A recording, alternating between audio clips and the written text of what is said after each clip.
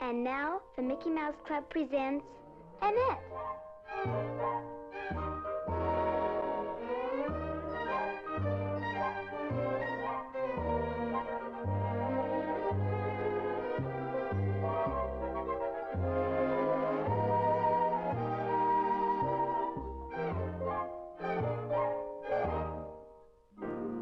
Today's episode, The Newcomer. Well, here's Ashford. That's where the McLeods live. I'm their housekeeper, and in all the years I've been with them, the postman never brought us anything like the letter that came this morning.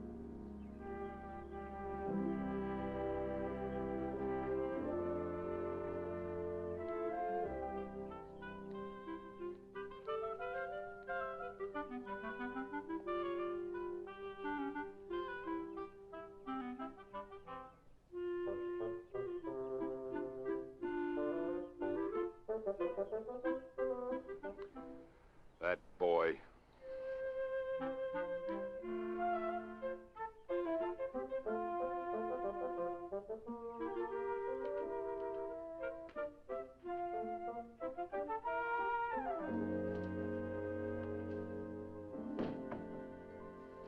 Katie, how long have we had that paper boy? About 2 years, why? 2 years, huh? Still doesn't know where the front porch is. Huh, guess he just doesn't care. My sister down yet? He should be right down. Breakfast is all ready.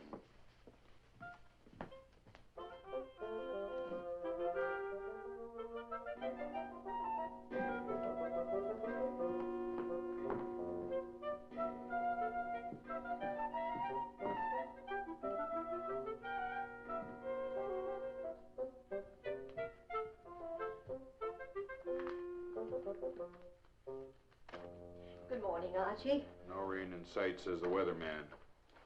Did you sleep well? World in a nutshell. It's a neat trick if you can do it.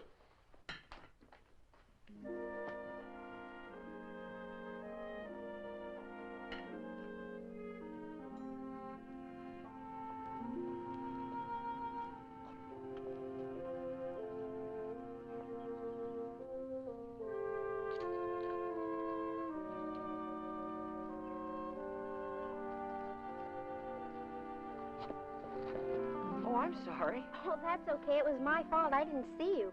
That makes us even. I didn't see you either. Oh, could you tell me where this is? 149 Elm Street. Oh, this is Elm. 149 would be about 6 blocks up that way. Thank you. Hi, Laura. I'll be right with you.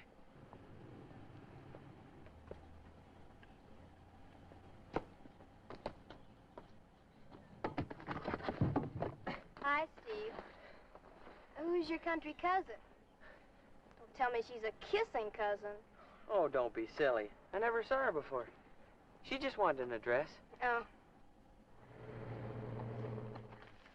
Nothing but circulars and bills. Gas, telephone, water, light. Pretty dull. Where's my philosophical review? You know, they stopped publishing that. You were the last subscriber. Oh, that's right. I paid for it in advance, too. 5 years.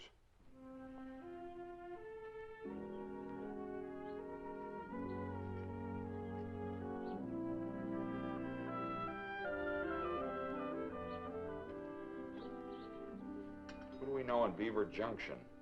Never heard of it. Where is it? On Nebraska. In 10 days, if not delivered, return to Mrs. Bonnie Weems, Beaver Junction, Nebraska. Who's Bonnie Weems? Why don't you open it and see? Hmm? Oh, yes, of course. Katie, someone's at the door. You'll have to wait. Can't make popovers and answer the door at the same time. It's probably the cleaner. You better give them your gray suit. It needs pressing. Hello. Hello. You must be Uncle Archie. Uncle Archie? Who's uncle? Mine. I'm your niece, Annette. My niece? Well, yours and Aunt Lila's. Anything wrong, Archie? You must be Aunt Lila. I'm Annette. Annette? Look here, young lady, there must be some mistake. Well, this is 149 Elm Street, isn't it? Well, yes, of course it is. But And you're Mr. Archibald McLeod, aren't you? I certainly am, but we don't have a niece. Isn't that so, Lila? But I'm Annette McLeod. Say, you got Bonnie's letter, didn't you? Bonnie who? Bonnie Weems. Never heard of her. wait a minute, Archie. That letter from Nebraska. Oh, yes. Are you from Beaver Junction? That's right. My father was Bryce McLeod. Bryce's daughter. Well, what do you know? Your brother's little girl. Then this Bonnie Weems is your mother? Oh, no. Bonnie was Mama's nurse when I was born. She sort of took me in and raised me with her own kids when Mama died. We didn't even know Bryce was married. Ah, you must be tired after that long trip. Now, you come on upstairs. You can freshen up. Well, now, just a minute, Katie. It's all right, Archie. We'll talk about it later. Take her to the room next to mine, Katie. Thank you, Aunt Lila.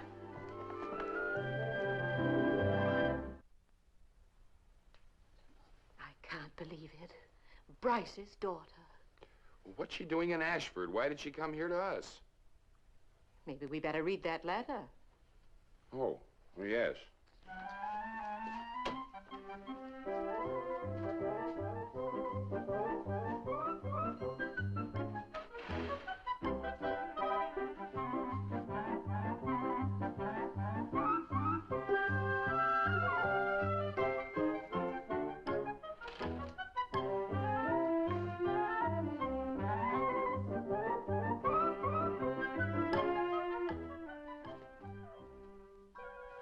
Pretty room.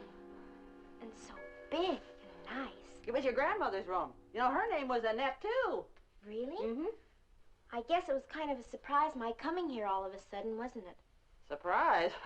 You knocked us for a loop.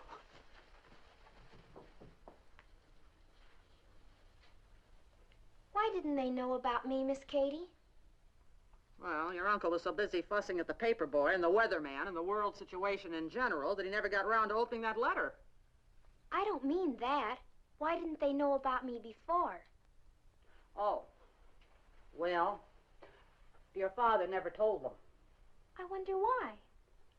Well, he and your uncle had a misunderstanding. It was a humdinger. He never wrote them after he left Ashford. That must have been a long time ago. Oh, better than 18 years. Oh, now come, Annette. Now, that's all in the past. Have you had any breakfast? No, I haven't. Oh, Bonnie made a nice lunch for me. Fried chicken and apple pie and cookies and everything. But I ate the last of it for supper yesterday. Well, do you like popovers? Oh, boy, do I. Good. Now then, you hurry and wash up before they collapse. There's the bathroom. Thank you, Katie.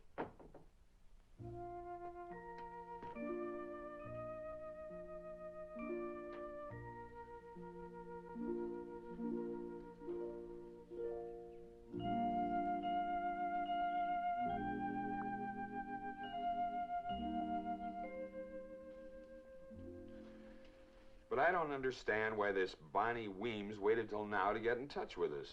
I'm afraid that was Bryce's fault, Archie. Apparently he didn't want us to know about the child. Why not? Well, you know how stubborn Bryce was. He never even wrote us. Well, then why does this woman tell us at this late date? Well, as she says, she's done the best she could for Annette. And now that she's growing up, she feels that her place should be with her kinfolk. A child in this house, it's impossible.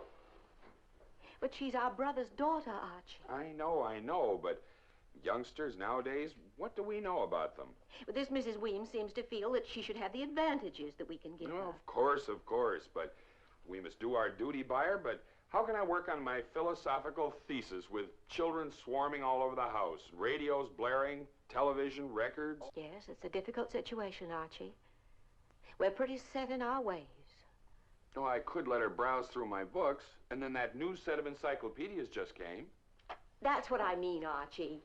Young people don't want to spend all their time reading books. They want friends their own age. We'd have to send her to school. That's it, of course. We could send her to a boarding school. Well, you ought to be ashamed of yourself. Huh? That's a fine way to treat your own flesh and blood, packing her off the minute she gets here. Now, see here, Katie, we don't know anything about bringing up children. Well, it's about time you learned. Well, you know they eat, and breakfast is getting cold. You're right, Katie. Set a place for her. I already did.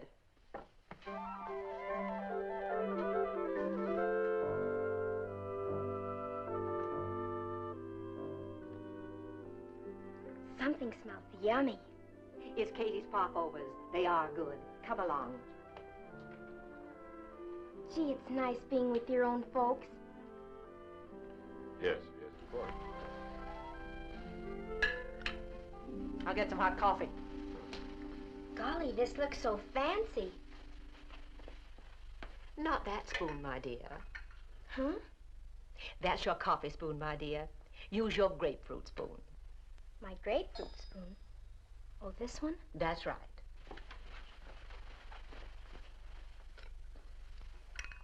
Do you take your coffee black? Oh, I don't drink coffee, Aunt Lila. Don't drink coffee. What do you drink? Milk. Oh, I should have known that. Well, don't stand there gawking. Bring the child some milk. Did you have a nice trip, my dear? Oh, it was thrilling. This is the first time I've ever been on a train, you know. Was that so? Well, imagine that.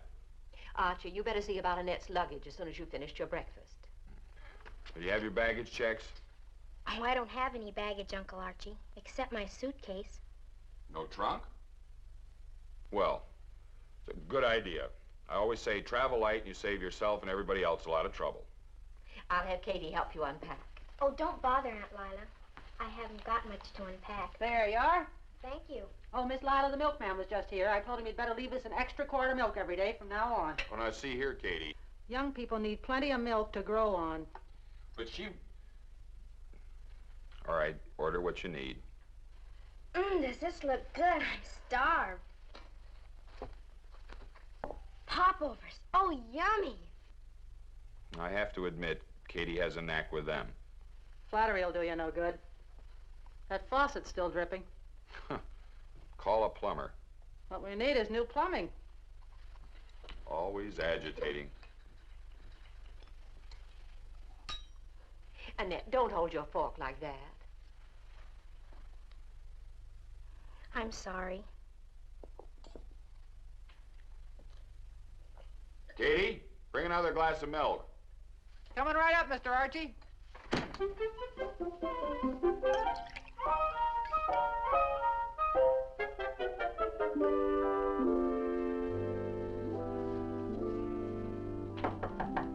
Come in. Here, let me help you unpack.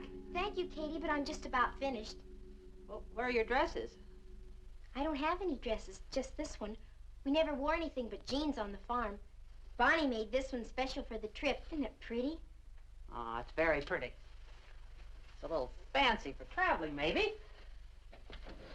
You know, I'm going to have to speak to your aunt about getting some more clothes for you, honey. I guess maybe I should have a few more dresses for school, shouldn't I? Of course you should. Some party dresses, too. Party dresses? Will there be parties? Real dress-up parties? Well, there sure will. The young folks around here are always throwing some kind of a shindig or other.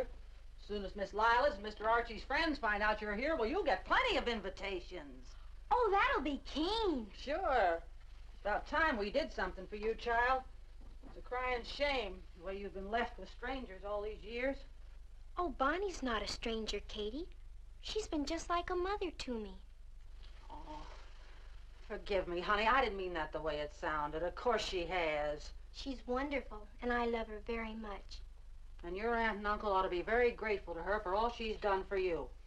Now, come on. Let's take this off. Let me freshen it up for you a bit, huh? I guess it is kind of messed up from the train. Sure.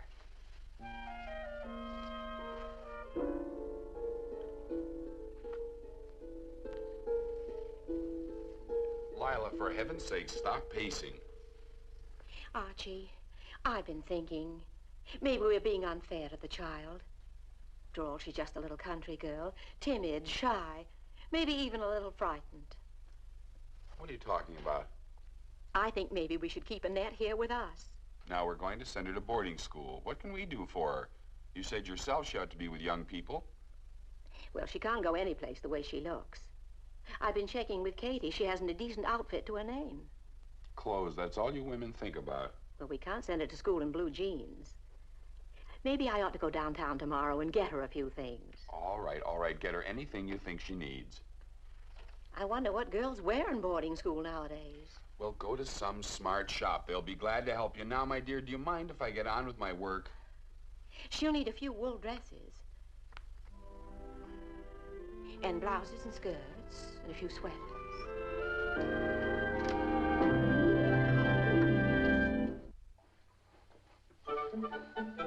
Yoo, anybody home? Come on in, Jet. Hi, Katie. Hi, so you're a little late today, aren't you? Sure am. Had to help Pop fix up a pin for Queenie before we came to town. She had a new litter of pigs last night. We'd have been here sooner, but we had a blowout on the way in. Another one? Seems to me you folks better get yourselves some new tires. What we need's a new car, Katie. That beat-up old pickup truck of ours is on its last legs. But Pop says we'll have to wait till the price of pork goes up. This is about the last of the broilers, but the fryers will be ready in another week. They're getting fat as potato bugs. Hey, what are you doing with the kid's dress? We got company, Jet. Miss Lyle and Mr. Archie's niece. Niece? Golly, I didn't know they had one. Neither did we till this morning. She dropped in on us out of a clear sky. No kidding. Where from? Seems she's been living on a farm somewhere in Nebraska ever since her mother and father died. What do you know? Just a little old country kid, huh? Yeah. She's a real nice child, Jet. She gonna live here? For good, I mean? Well, if I have anything to say about it, she is. So next week you'd better bring us an extra dozen eggs and another fryer. I'll say. If she's anything like me, she'll eat you right out of house and home. And you better get a stock of hamburger, too. You know kids, they sure go for burgers. That's a good idea, Jet. This is gonna be something, isn't it? What? A kid in this house. Yeah. Maybe shake us old fuddy-duddies out of the rut we're in. Maybe. Are you kidding? May I come in? Come in, Annette, come in. Hi. Hello. Jet, this is Annette. Annette, this is Jet Maypen. She brings us our eggs and chickens right fresh from the country. Do you live on a farm? Sure do, only out here we call it a ranch. I hear you're gonna be hanging around for a while. I'm gonna live with my aunt and uncle. No kidding, then you'll be going to school here. I guess so. Swell, what grade are you in? Well, I'll be a junior this year, but on account of my going to school in the country, I may. You sure will. They always put back country kids. Maybe you'll be in my room. I'll be a sophomore this year. Will we go to the same school? Sure, Old South High. It's only a couple of blocks from here. I come in on the bus every day. Gee, that sounds like fun. Yeah, it's a slick school. It's got a swell campus and a honey of a gym. You play basketball? No, I don't. There were always so many chores to be done around the farm. I never had much time for sports. You're telling me. Like Pop says, sports are okay till the cows have to be milked and the pigs fed. But between you and me, I manage to sneak in a game now and then. I'd love to try it sometime. Well, get yourself a gym outfit and come on out for practice. I'll show you a few pointers. Gee, that'll be great. Well, that looks better. Oh, thank you, Katie. Well, I guess I better be getting on my horse. Will I see you soon?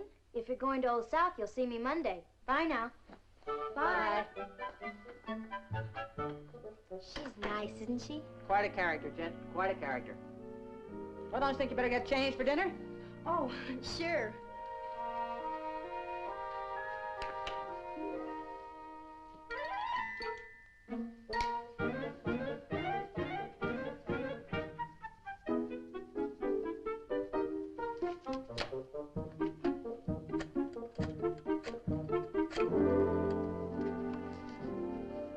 Oh, Main Street Market? Schultz? This is Katie over at the McLeods. Fine, thanks. Husband Schultz? Good. How you feeling? Ah.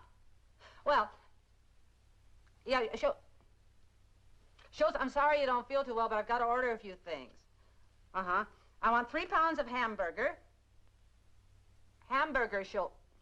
H-A-M-burger, Schultz. I said hamburger, I meant hamburger. If I wanted ground round, I'd have said so. Send over a dozen buns with it. No, Schultz, we're not having meatloaf. You can't have hamburgers without buns, can you? Okay. Now listen, I want a couple of pounds of those big Bermuda onions, the ones you can slice, the great big ones, you know? Jar of mustard, some dill pickles, And a big jar of that piccalilli relish, huh? Schultz, you don't have to eat it. Listen, Schultz, can't we have hamburgers without you making a federal case out of it? Okay, I'll tell you, we're not taking boarders. The McLeod's niece is here, and you know how kids love hamburgers. You should. Yeah, bye. Oh, wait a minute. Hey, listen. Better send over a box of bicarbonate of soda, a big one. Get it over as fast as you can. Okay. How will I know my love? How will I know my darling? Oh, Mr. Moon up above, how will I know my love? Whistle while you work. Da da da da da da da. Yum ba ba da dee ba ba da dee dee dee dee dee dee dee.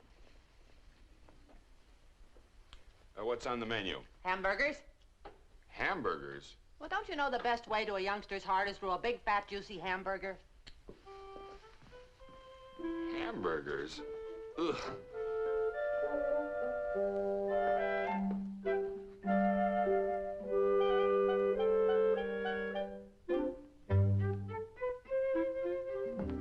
Oh, Annette, did you have a nice rest? Oh, yes, Uncle Archie. And Katie pressed my dress and helped me fix my hair.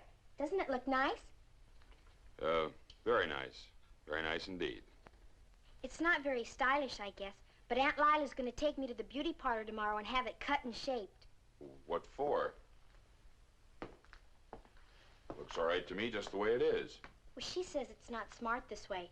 Besides, I've never been to a beauty parlor before. We don't have one in Beaver Junction. We don't have anything hardly, except a general store and a filling station and a big old water tank. Well, not much of a town, huh? It's beautiful, though. Especially in the springtime when everything's so fresh and green. Bonnie and I used to sit out in the back porch after supper and watch the cows grazing in the pasture beyond the brook. It sure was pretty. Maybe you shouldn't have left there, huh? I mean, we wouldn't want you to be lonesome here with us. Oh, I won't be lonesome, Uncle Archie. Not with you and Aunt Lila. You've both been so nice to me. Well, why shouldn't we be? After all, you're our only brother's child. Now, I think we have something special for you for dinner. Fried chicken? No, hamburger. Oh, well, that's for me.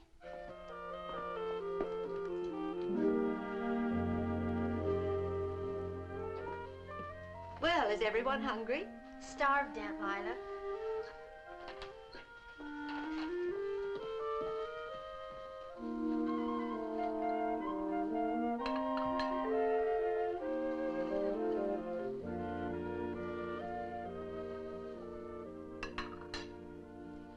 Chicken soup, my favorite. Mine, too.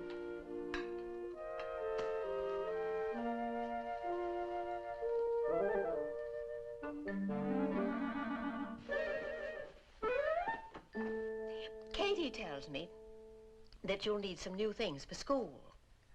So I thought maybe in the morning we might go downtown and do a little shopping. Will I go to Old South? Old South? How did you know about that? Well, Jet told me when she was here this morning. Jet? Who's she? You know her. She's the girl who brings the chickens and eggs.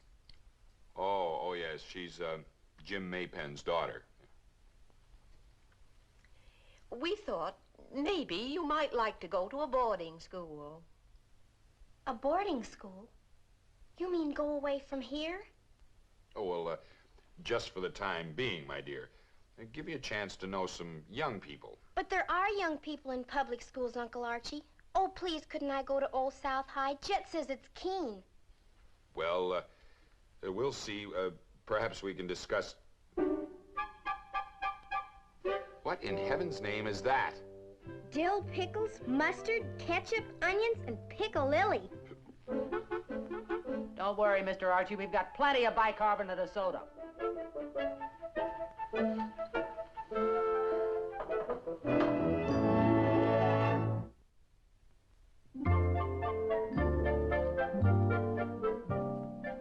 These new campus coordinates are simply fabulous for school. The girls just adore them. They come in a variety of styles and colors, and they're beautifully tailored, see? Very flattering to the figure. Well, not that you need to worry, my dear. Worn with a classic sweater, they will take you anywhere from early morning to the Saturday afternoon football games. Do you like the Ivy League look? Well, Most of the younger girls do, you know. They're very smart. And with so much going on these days, all the school and social activities. Oh, thank you very much. Now, here's one of our new formals. It's from the Junior Fall collection. Isn't it stunning? oh, it's beautiful. Most attractive. But I don't think my niece will be needing anything as formal as this. Could you show us some other school dresses? Of course.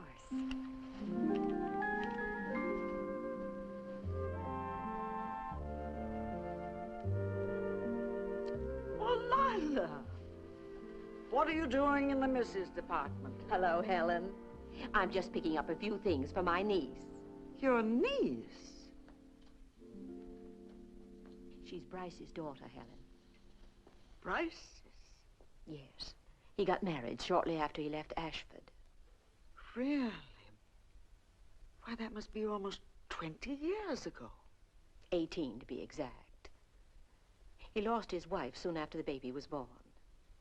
I'd like to have you meet her. Annette, Yes, Aunt Lila?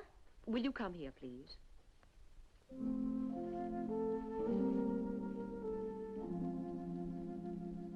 Annette, I'd like to have you meet my good friend, Mrs. Abernathy.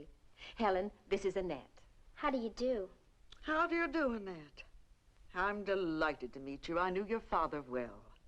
A fine man, my dear. Oh, Mother, I found a perfectly divine new formal, strawberry pink, and it looks simply marvelous. Oh, hello, Miss McLeod. Hello, Val. Val, this is Miss McLeod's niece, Annette. Annette, this is my daughter, Val, How do you do, Annette? and this is Moselle Corey. Charmed. I'm pleased to meet you both. Val needs a new dress for Saturday night. She's giving a party for Laura Rogan, Moselle's house guest. Dig that outfit. Sort of provincial, isn't it? These just came in. Lila, what about Annette coming to Val's party? We'd just love to have her. Well, I think that would be nice. That's very sweet of you, Helen. Well, wonderful. It'll give her a chance to meet Val's friends. I'll send Stephen for you. He's my son, and a very handsome young man, if I do say so myself. Well, the girls are gonna hate you. Hate me? Why? Well, Stephen's the most popular boy in town. They'll be positively green with envy. Oh, don't you let Moselle tease you, my dear. She's only fooling. Would the young lady like to try these on? Yes, I'd like to see them on her. Would you come this way, please? Now, remember, I'll send Stephen for you to pick you up at 7. Helen, you will be here for a little while, won't you? I know Val will be here for days, dear. Mother, how could you do a thing like that? Like what, dear? Tell her that Stephen would bring her to the party. Well, why not? She's rather pretty in a quaint sort of way. But you know he's bringing Laura. Oh, yes, I suppose he is. Well, I'll get one of the other boys to pick her up. Olmsted Ware, maybe. Steady where? Oh, no, not that. That child? Nonsense. Olmsted must be almost 15, and he's a very nice boy. But he's just an infant. Can't be a day over 14 and a half. Oh, and you're a mature woman of almost 16. My, aren't we growing up fast? Oh, come on, dear. Let's get this dress question settled. Did you do, buy out the store? We just about did. Aunt Lila bought me so many beautiful things. Too many, I'm afraid. They're so expensive. We ran into Helen Abernathy in the dress shop. She's invited Annette to a party, so I had to get a few extra things. Isn't it exciting, Uncle Archie, being invited to a real formal party? Certainly is. Certainly is. Fine woman, Helen Abernathy. One of the oldest families in Ashford. I'm going with their son, Stephen. Oh, I've just got to tell Katie about this. Poor child. She's just in a dither about going to the party. Well, I can't say as I blame her. I used to be in a dither myself when I was a young man. Remember, I used to dance all night. Archie, I've been thinking maybe we ought to let her go to school here in town. Oh, now, we're not going to go all through that again. Val and Moselle go to Old South. Oh, little chatterboxes. She'll meet all the young people at the party. And going with Stephen will start her off on the right foot. Young whippersnapper. She's so eager to go to Old South, I just haven't got the heart to send her away to boarding school. You're getting soft in your old age, huh? Well, I guess it wouldn't hurt to let her go for a little while. Maybe for one semester. Yeah, that's not a bad idea. I'll go and call Helen and find out what to do about getting her entered. You do that. Yes. School starts Monday, I believe. I'll get right on it. Sure is a honey of a car. Packs a real wallop, too. Want to trade me? Oh, no, you don't. Took me a whole summer to hop up old Oscar. You're cute, Stevie. You're pretty sharp yourself, Laura. Oh, you goon, you've made me late for my hair appointment. Okay, baby, I can take a hint. What time do you want me to pick you up for the party Saturday night? Stevie, aren't I going to see you before Saturday? Anytime you say. Why don't you pick me up a little early? The party is in my honor, you know. Okay. What about 6:45? Fine. Bye, Stevie.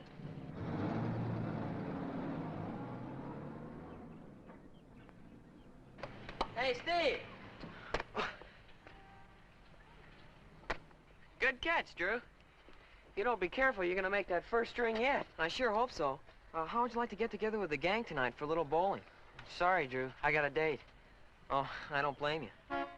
Oh, I'll be seeing you. Steve, darling, bring the rest of the packages in for us, will you? You women spend more money on clothes than the government's got stored in the vaults at Fort Knox. You don't do so bad yourself, brother dear.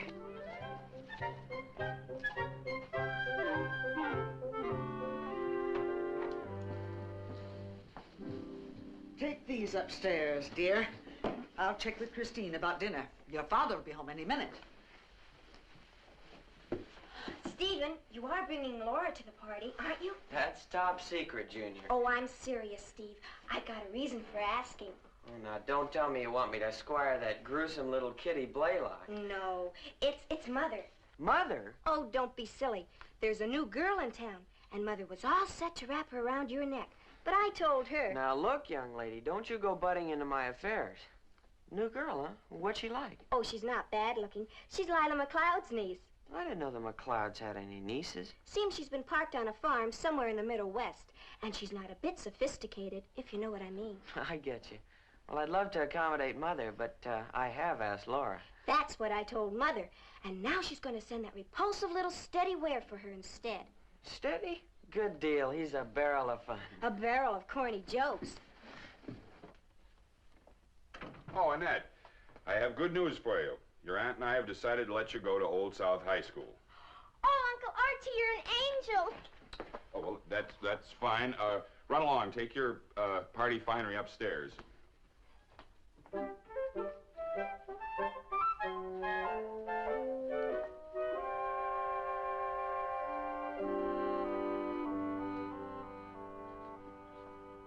Uncle Archie, Yes?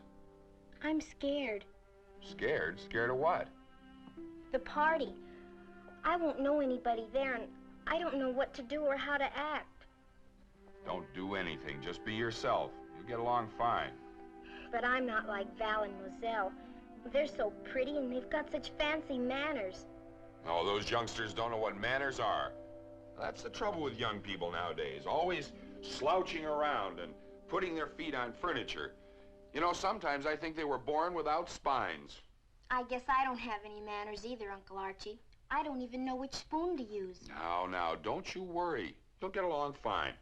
And the way I hold my fork, you'd think I was going out in the garden to dig for worms. Well, at least you have a good sense of humor. You'll get along. Oh, I hope so. Just don't forget, Annette, you're a McLeod. That's right. I am a McLeod.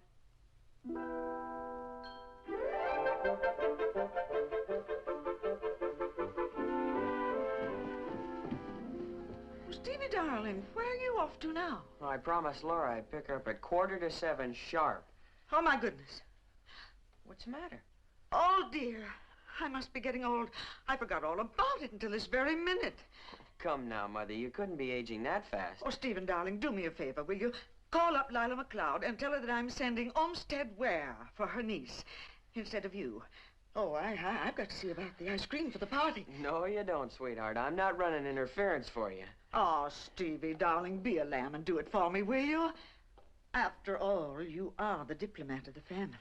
Okay, Mom, you don't have to stoop to flattery. I knew you'd do it, dear. Oh, I don't know what I'd do without you.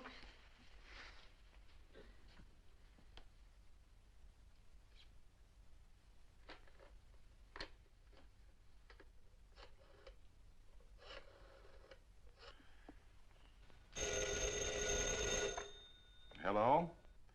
Who? Stephen Abernathy. Oh, hello, Stephen. There's been a little change in plans, Mr. McLeod. My mother didn't know I'd already asked a girl to the party, so she's sending steady wear, Olmsted, for your niece instead. Mother said to tell you she's sorry she didn't let you know before, but, well, she's been so busy that she completely forgot. He ought to be there any time now. You'll tell her? Thanks. Bye, Mr. McLeod. Bye. Homestead Ware. Which one is he? Must be Ware's grandson. Don't seem to remember. Katie, the front door.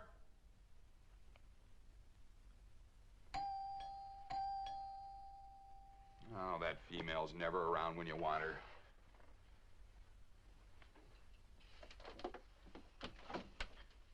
For Miss Annette McLeod. What's this? What does it look like? It ain't broccoli.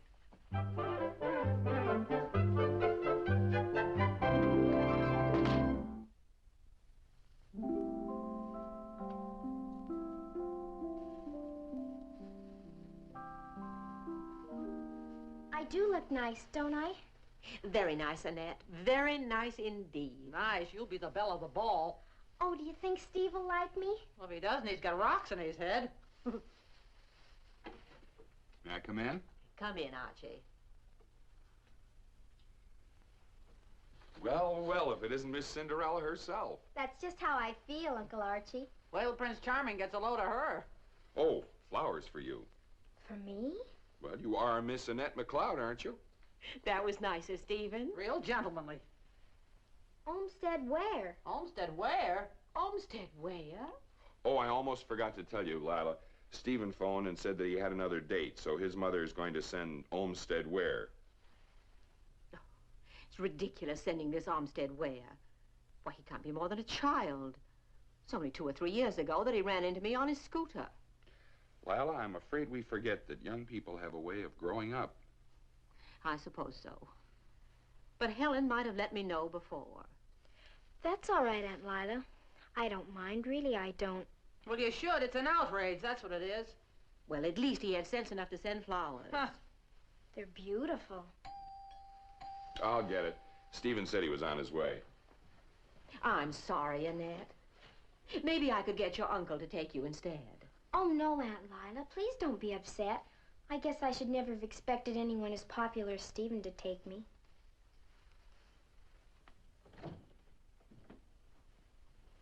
Hi. Well, you must be Olmsted Ware. In person, but just call me Steady. That's what everyone calls me, except the teachers at school. Pop when he's mad. Old Stevie's mom got things fouled up, so I was elected to drag your niece to the party. Drag? Now, see here, young man. That's just a figure of speech, Mr. McLeod. Think nothing of it.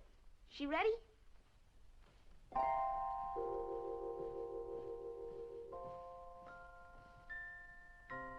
Jeepers. Good evening, Olmsted. This is Annette, my niece. Hi, Annette. I see you got the flowers, okay? Oh, thank you very much. They're lovely. Ah, don't thank me. Or Mom's idea. Personally, I don't go for gardenias. Darn things smell like funerals. Besides, I'm broke. Tell you the truth, my allowance is mortgaged to the hilt for the next 6 months. Well, it was very nice of you to call for Annette. Oh, I'm just pinch-hitting for old Stevie. Mom said I had to. She's a friend of Mrs. Abernathy's. They cooked this deal up between them. Really, Olmsted? Oh, I don't mind. As a matter of fact, I'm kind of nervous myself. This is my first date at a grown-up brawl. Brawl? Oh, you know how it is. Well, shall we shove off? Don't want to be late. Might miss something. See ya.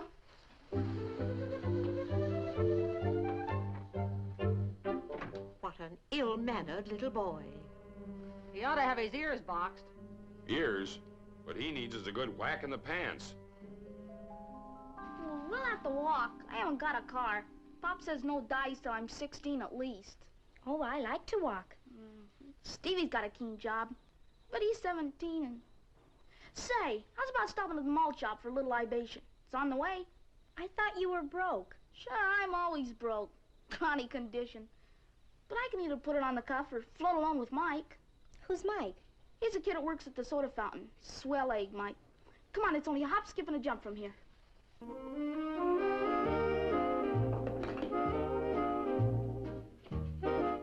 Here you go.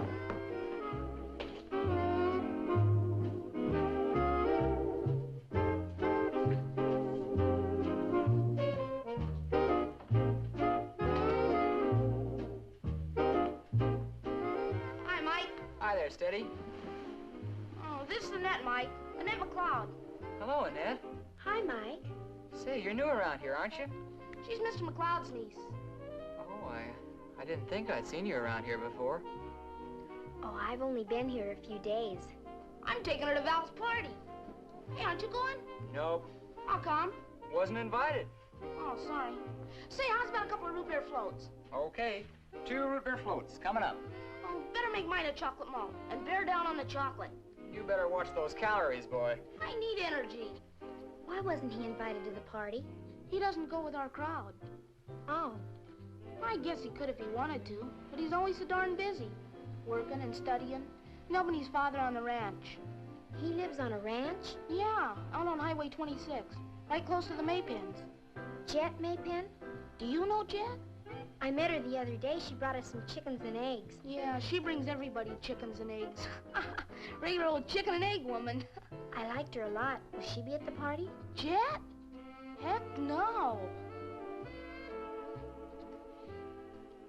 You going to school here this fall? I start at Old South next Monday. Good deal. The old ivy-covered halls are right across the street. Yeah, and this is our official hangout. You're gonna like Old South. It's a mighty fine school and a nice bunch of kids. Ah, who likes school? Now, don't be bitter. Steady tells me you're a senior. That's right. This is my last year. Hey, it's after 7. We better get moving. What's the bad news? 55 cents. 55 cents? How come? 20 cents for the root beer float, 35 for the malt. 35 cents for one measly malt? They've gone up a nickel. Oh, for crying out loud, what are these guys trying to do, bankrupt me? I seem to have forgotten my wallet. Okay, Steady. I'll put it on your account. Thanks, Mike. You're a real pal. I am a little short. Okay, let's go. Well, have a nice time. I'm sorry you're not coming with us, Mike. So am I. You haven't got time to sit around here yapping. Goodbye, Mike. Goodbye, Annette, and I hope to see you again. So do I. For Pete's sake, you're both going to the same school, aren't you? Come on.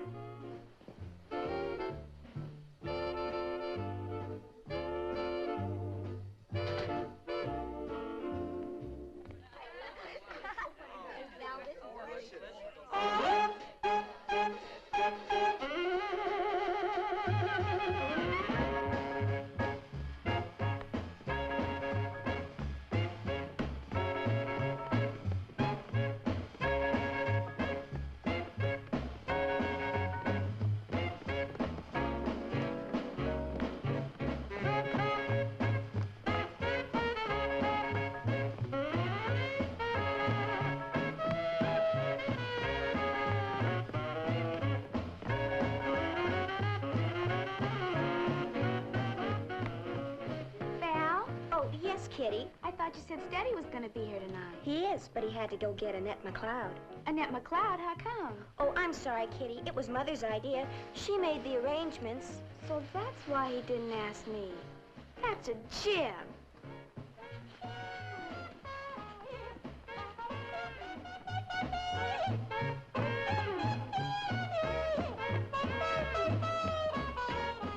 Oh, where's Steve? You went to get Laura. Lucky dog. Envy will get you no place. Huh. Fat chance any of us guys got with Steve in their pitching. I wonder what happened to Steady and Annette. They should have been here by now. Oh, don't worry about old Steady. Probably stopped off at the malt shop to get a little nourishment to tide him over.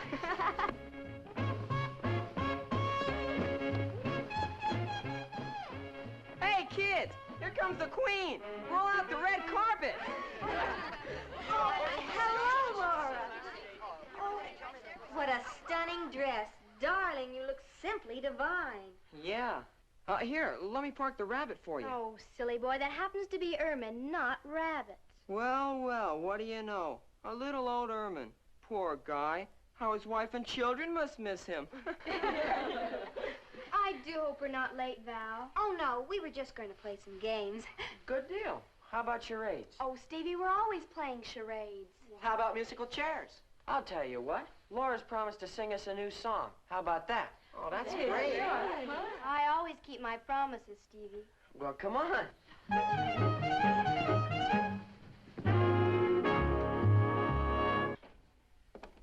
are you going to play?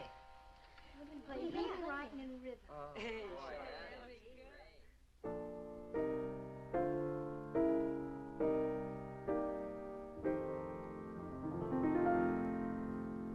Well, vacation's almost over. We'll soon be going back to school. But before we do, let's all review this elementary rule.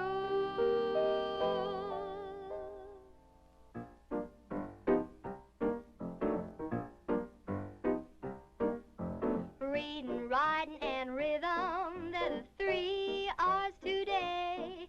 Now arithmetic is fine, but look, you can't dance with an algebra book. So take this tip from teacher, and you're on your swinging way. Reading, writing, and rhythm, they're the 3 R's today. These days, school days are really very cool days. The dances that we dance become part of the standard curriculum. Wanna take a course in physical ed? Why not simply bop instead?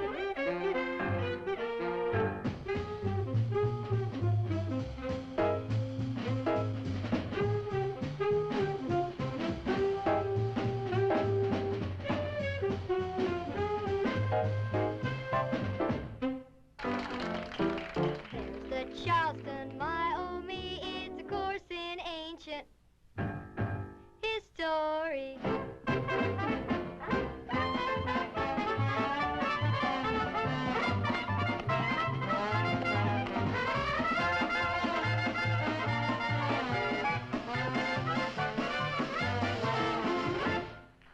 Would you like to study etiquette? Well, we'd better dig up the minuet.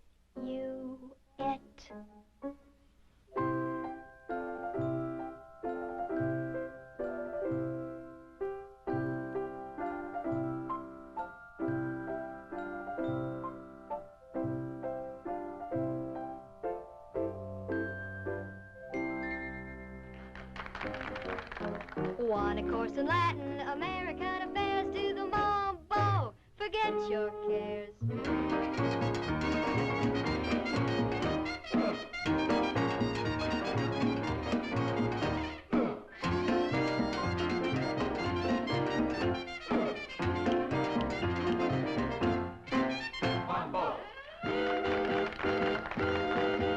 Take this tip from teacher, and you're on your swinging way. Reading, writing, and rhythm, they're the 3 R's today.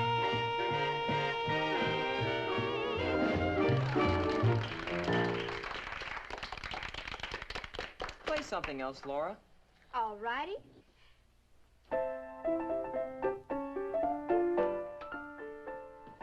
Hi.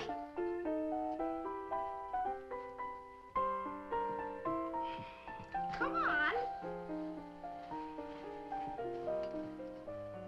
Yoo-hoo. Hello, Annette. I'm so glad you could come. You look positively devastating in that dress. Doesn't she, Steady? Yeah, sharp. Thank you.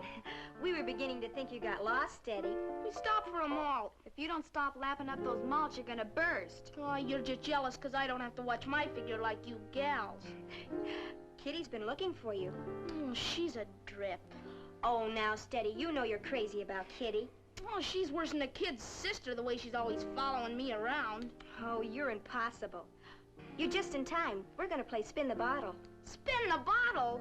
Good grief, if you're gonna play a kid's game, why don't you play post office? We played Spin the Bottle at the party the other night and had a million laughs. Oh, brother, how corny can you get? Oh, what a character. Hi, gang. Hi, Steady.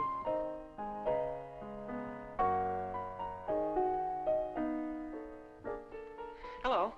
Hello. Say, haven't we met someplace before?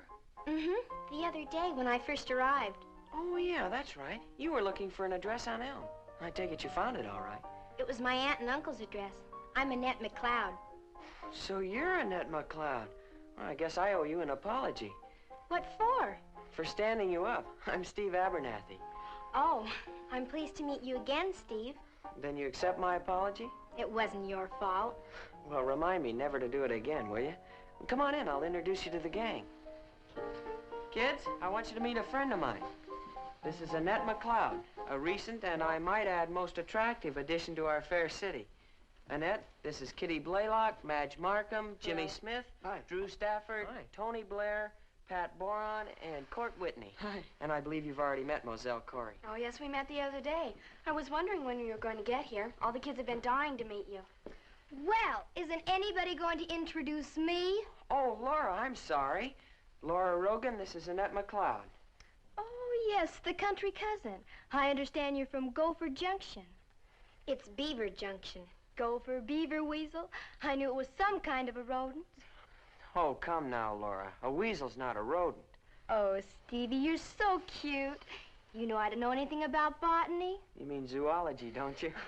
Stephen, must you get technical? Well, what are we waiting for? I thought we were going to play Spin the Bottle. We are. Here's the bottle. Okay, everybody get their number. All right, now let's all adjourn to the patio. Come on. Wait, let me have you.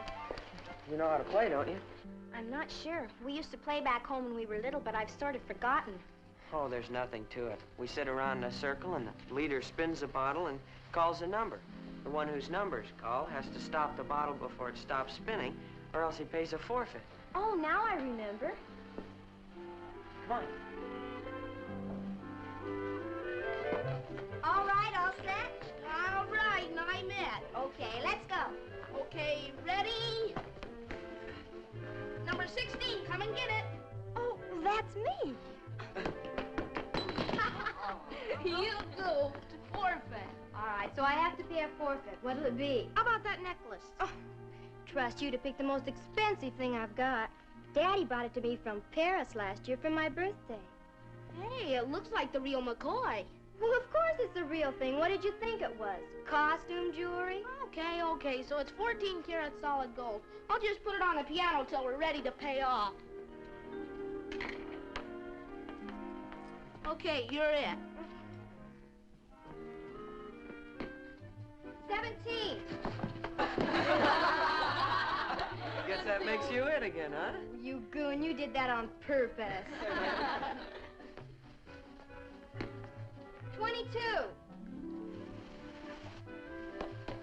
Forfeit. Well, what do you have to forfeit? I don't know. Oh, don't be naive. Anything will do. It doesn't matter. A necklace, a bracelet. Oh, you don't have any jewelry, do you? How about her corsage, Laura? Oh, yes, I'm sorry. I didn't notice. Well, that'll be fine. Just set it there on the piano next to my necklace. Here, let me get it. Now you're it. Well, what are you waiting for? Spin the bottle. 15.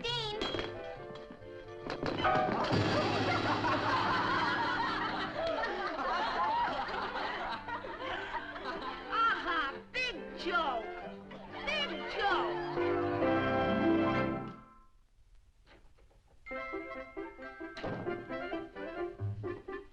Stand. Whatever happened to you? Oh, that dumb game. What game? Oh, there ought to I'd be a log against such slippery floors. I could have knocked my teeth down my throat. Olmsted, whatever are you talking about? Oh, that dumb game we've been playing, spin the bottle. I tripped and did a header. Oh, I'm so sorry. It's beginning to swell. I hope you aren't going to have a black eye. You wait. I'll get a piece of steak and... I haven't got time now. I'll eat it later. We're gonna redeem our forfeits, and I gotta get my shoes back before I wreck my socks. Poor Olmsted, you always manage to get into trouble.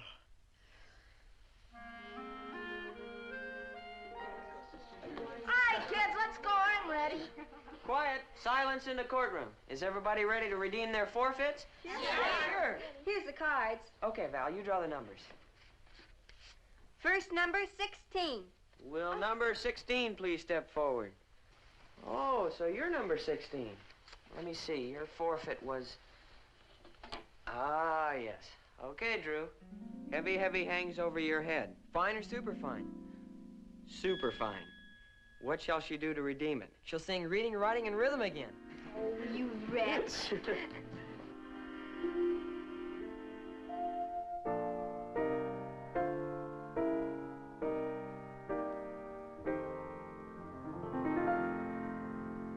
Well, vacation's almost over. We'll soon be going back to school. But before we do, let's all review this elementary rule.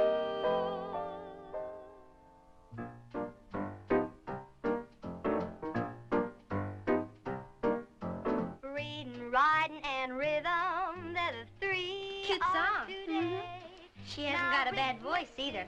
Laura's loaded with talent. You can't She's dance pretty, with an isn't she? algebra. Our male population seems to think so.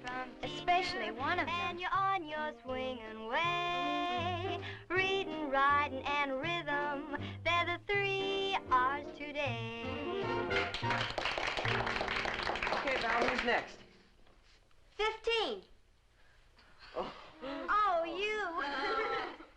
Heavy, heavy hangs over your head. Fine or superfine? About size 12 and a half. What shall he do to redeem his forfeit? Stand on his head and do a jig. Ah, very funny. Do you know any jig tunes? Of course. You ready? All set. Okay, let's go.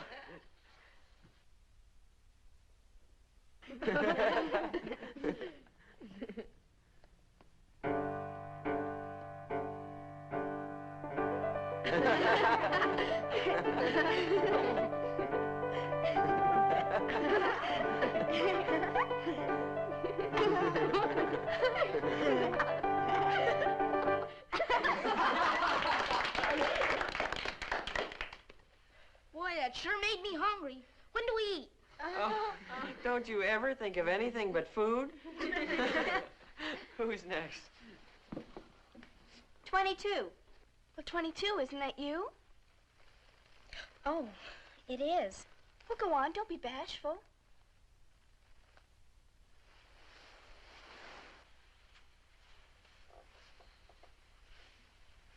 Heavy, heavy hangs over your head. Fine or superfine? Super, super fine. What shall she do to redeem it? How about another song? Oh, no, I don't sing very well. Oh, sure you can. It's all in fun. Shall I sing my favorite? Oh, sing anything. It doesn't matter. Here, sit down. Oh, I'm sorry. I don't play the piano. Oh, for heaven's sakes, what can you do? Oh, but then I don't suppose it's your fault. I don't imagine Gopher Junction's exactly a cultural center. Laura. It's called How Will I Know My Love? Sounds good. Go ahead. Yes, for heaven's sakes. Let's get this silly game over before supper's announced. I'll follow you on my harmonica. Oh, that'll be fine.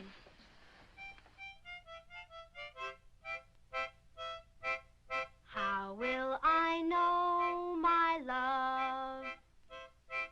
How will I know my darling?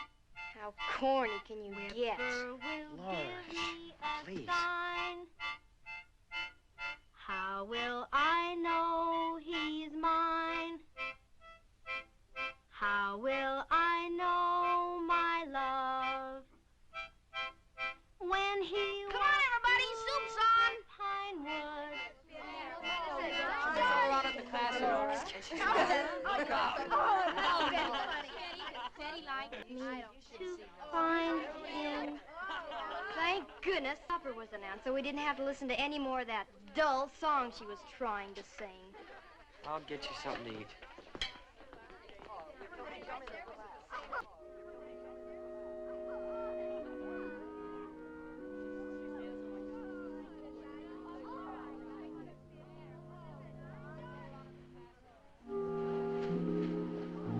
Annette!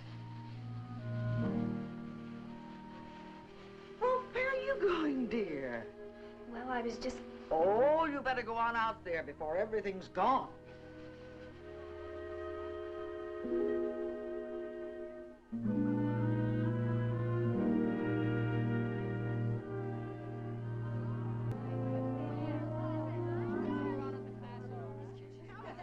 Oh, there's Annette. Hey, Annette, grab yourself a plate and come on over here with us.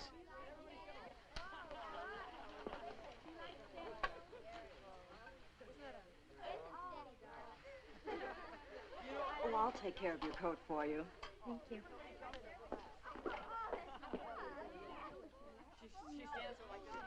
Stevie should have been born in the days when knighthood was in flower.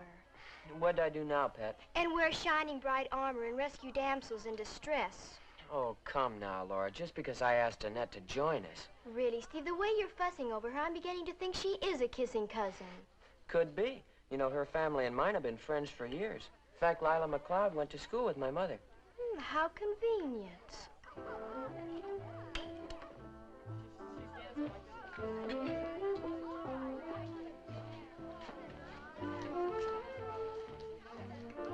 Sit here, Annette.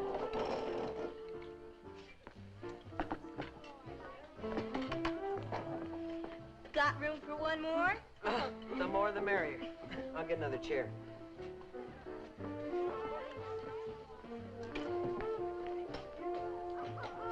Oh, sit here, Stevie. We were just talking about you. Yes, I know. Oh, well, you mustn't mind. In a town like this, everybody talks about everybody else. And since you're new here, you're the main topic of conversation. Don't let them scare you. They're just a bunch of silly gossips. You ought to be flattered that everyone thinks enough of you to talk about you. Val tells me you're going to stay here from now on. I'm living with my aunt and uncle. I'll be going to Old South High. Well, so's Laura. Really? I thought you were just visiting here. Yes, in a way. My mother and father are touring Europe for a couple of months, so I'm going to stay for the fall semester. Isn't that thrilling? We'll all have simply loads of fun together.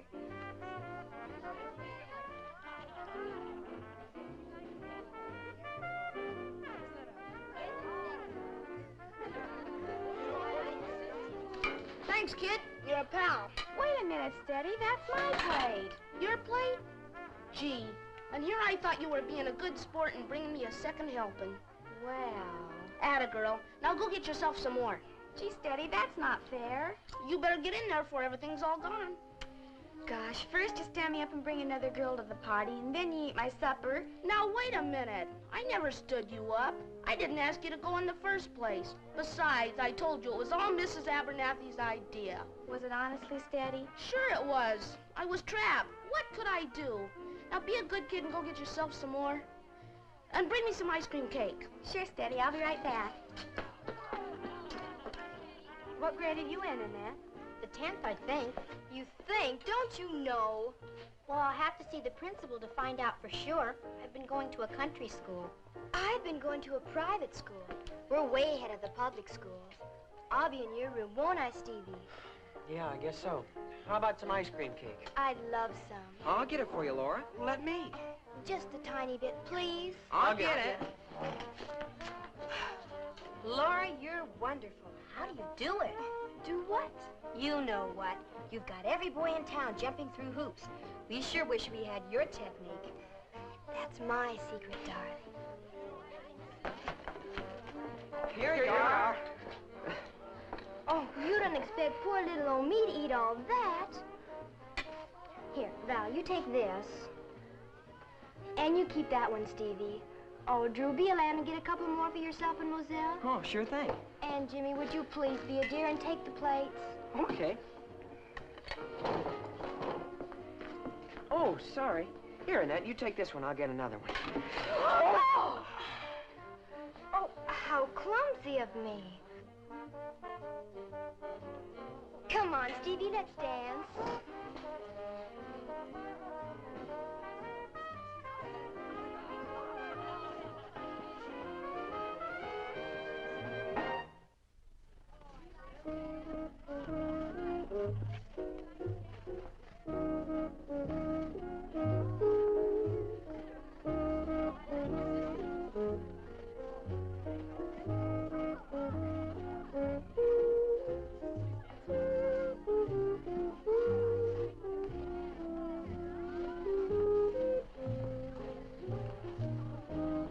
Well together, don't they? Huh? Oh, yeah, a real gruesome twosome. Steve's nice. Yeah. Don't be getting any ideas about him. Laura's #1 gal in his life. She's very attractive. Are you kidding? She's the slickest chick that ever hit this old town.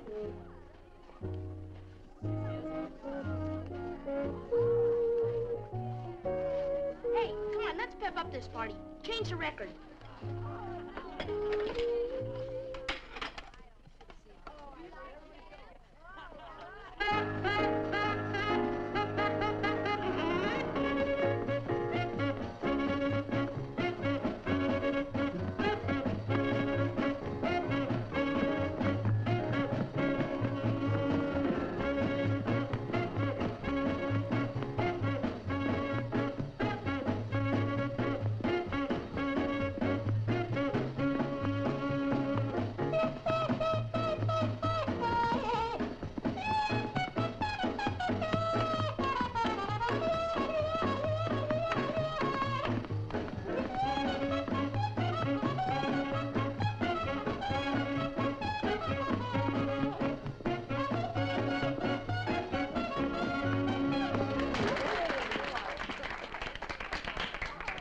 You got, Stephen, old pal? It's exactly 10 to 12. 10 to 12? Holy cats, I gotta get on my horse. I suppose I'll have to take Annette home? I suppose you will. Good night. Come on, Annette. It's time to shove off. What's the rush? I promised Mom I'd be in by 12. And you know Mom, real curfew keeper. Gee, it's a shame you can't stay later. The fun was just starting. I'm sorry, too. It's been wonderful. Come on, I'll get your coat. Good night, Annette. Good night, Drew. It was swell having you, Annette. Good night. Good night, Steve. Laura, good night. I'll show you to the door. It's too bad she had to leave so early. Oh, come now, Stevie. Let's not get maudlin over little orphan Annie. You women, you're all alike. Well, let's go get some punch. You go ahead. I want to get my necklace before I forget it.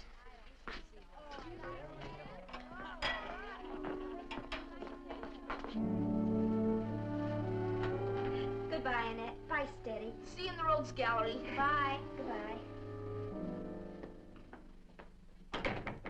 It's gone. What's gone? My necklace. I left it right here on the piano. Are you sure?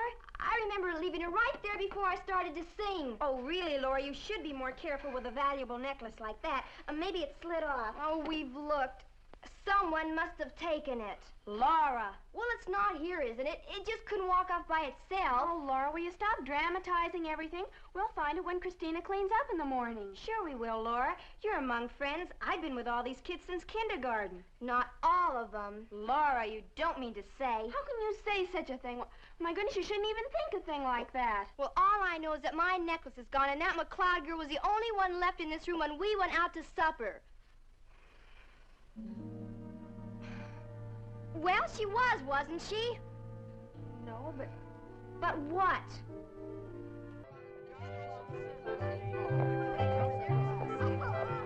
It's kind of fun being back at school again, isn't it? I'll say. What happened to Laura? Oh, she wanted to see Stevie about something. Oh.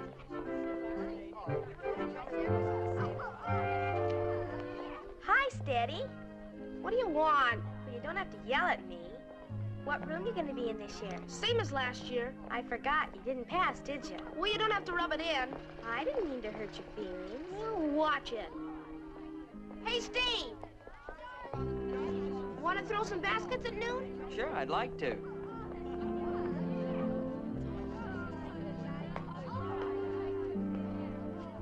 this character bothering you? Am I bothering her? Huh, that's a laugh.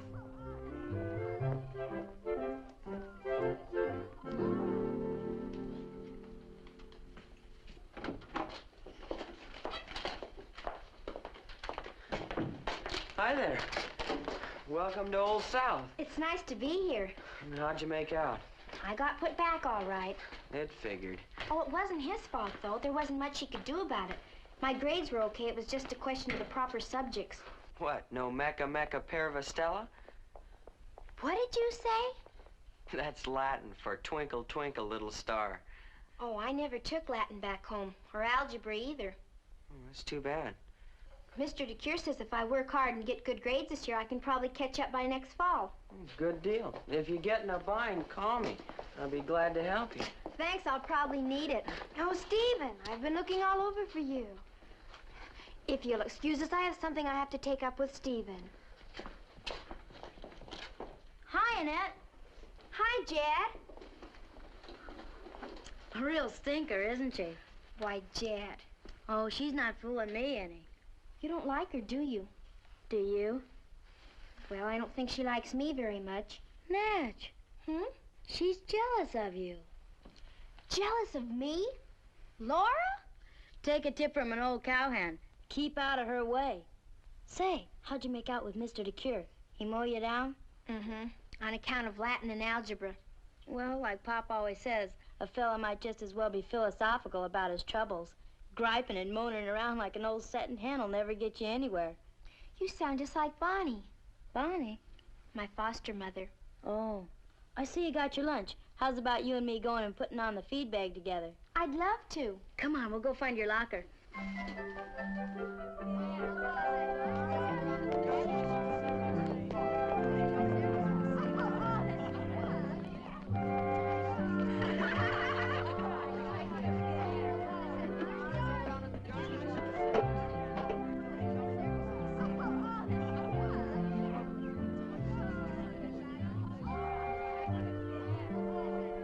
Oh, there's Annette.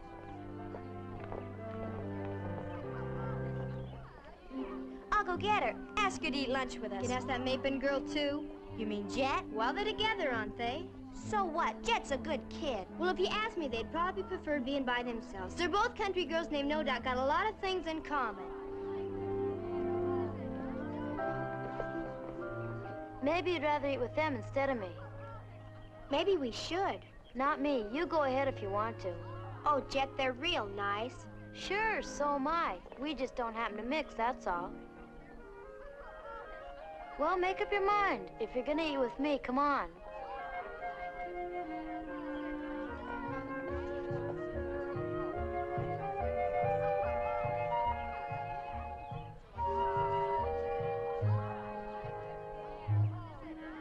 I know she's a country girl, but that's pretty obvious. Laura, don't forget, she's the McLeod's niece, and that makes her part of our crowd. Oh, really, Val? She wants to eat with us. She's got sense enough to join us, hasn't she? There's no law against it. Anyway, I don't think it's up to us to drag her over here, especially after what happened at the party the other night. Laura, why, you didn't find my necklace, did you? No, well, things just don't get lost by themselves. I still think it'll turn up someplace. Steady's getting good, isn't he?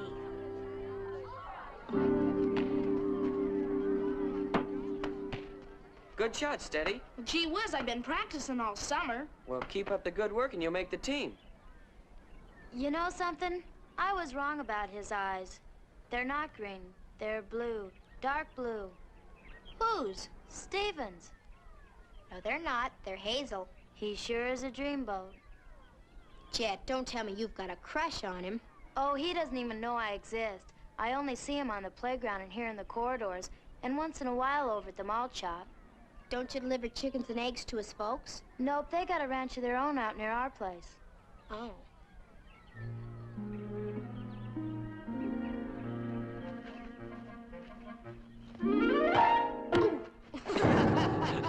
Ouch!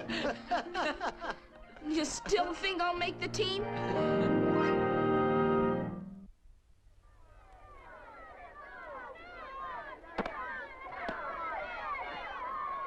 Say, you kind of like him too, don't you? Come on, Jet, let's go over to the malt shop.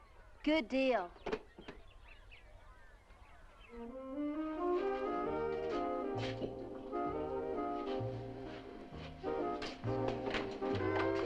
Hi, Mike. How's about a couple of hot fudge sundaes for a couple of half-baked sophomores? Why, sure thing. Hi, Annette. Hi, Mike. Say, I didn't know you two knew each other. We sure do. We're old friends. Steady and I dropped in for a soda on the way to Val's party. And mighty elegant looking you were, too, all dressed up in your fancy duds. Did you have a nice time? Oh, it was wonderful. Come on, Mike. Make with the sundaes. Okay, 2 hot fudge sundaes. Coming right up.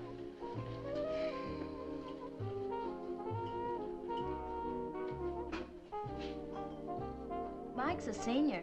I know. He's a good egg. He lives out near us. We come in on the same bus. Yeah, he told me. Say, you're sharper than I thought you were. I suppose he told you he's going to college, too, when he graduates. No, we didn't get around to that. How come? How come what?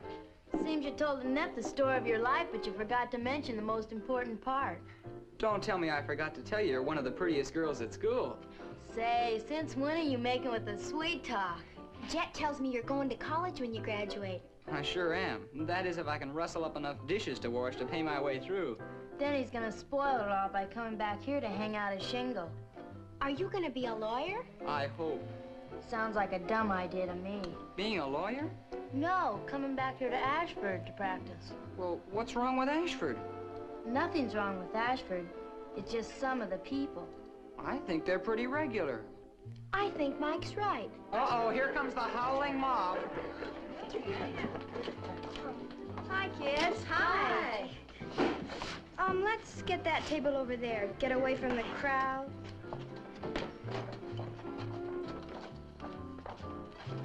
Really, Laura, did you have to do that? Do what, darling? Snub Annette. After all, she hasn't done anything to you. Hasn't she? Please, Laura, she'll hear you. Well, maybe it might be just as well to bring it out into the open. No, Laura, please, not here. Well, kids, what'll it be? Well, I'll have a limeade. I'll have a banana split. Root beer float. Coming right up. Come on, let's finish this and get out of here.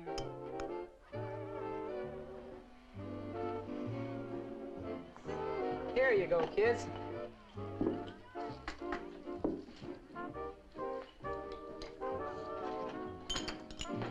Hi, gang.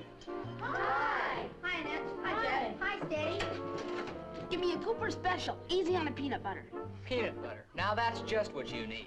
Make it two, Mike. Okay, 2 Cooper specials coming up. You following me? What if I am? Well, cut it out, you hear? It's a free country, isn't it? Why don't you leave me alone? I like to annoy myself. What are you going to be when you grow up, Steady? It's my business. Aw, come on, don't be mad at me. Well, maybe I'll be an engineer or a promoter. Or maybe I'll go into the mining business. Or be a mountain climber or a bird watcher. Or maybe I'll go to 7 Seas and be a beachcomber. Maybe I'll just go out somewhere by myself and sit and think. Gee, that sounds enchanting. I said by myself. Look, Val, you turned the house upside down and you didn't find it. Please, Laura, let's not discuss it. Oh, Val, my necklace is gone, and as much as I hate to say it, somebody knows more than they're telling. Please, Laura. You're not insinuating that any of us took your necklace, are you? I'm not insinuating anything. Frankly, I don't care who it was or why they took it. All I want is my necklace back. Oh, boy, for a minute there, I thought we were going to have a real hair-pulling match.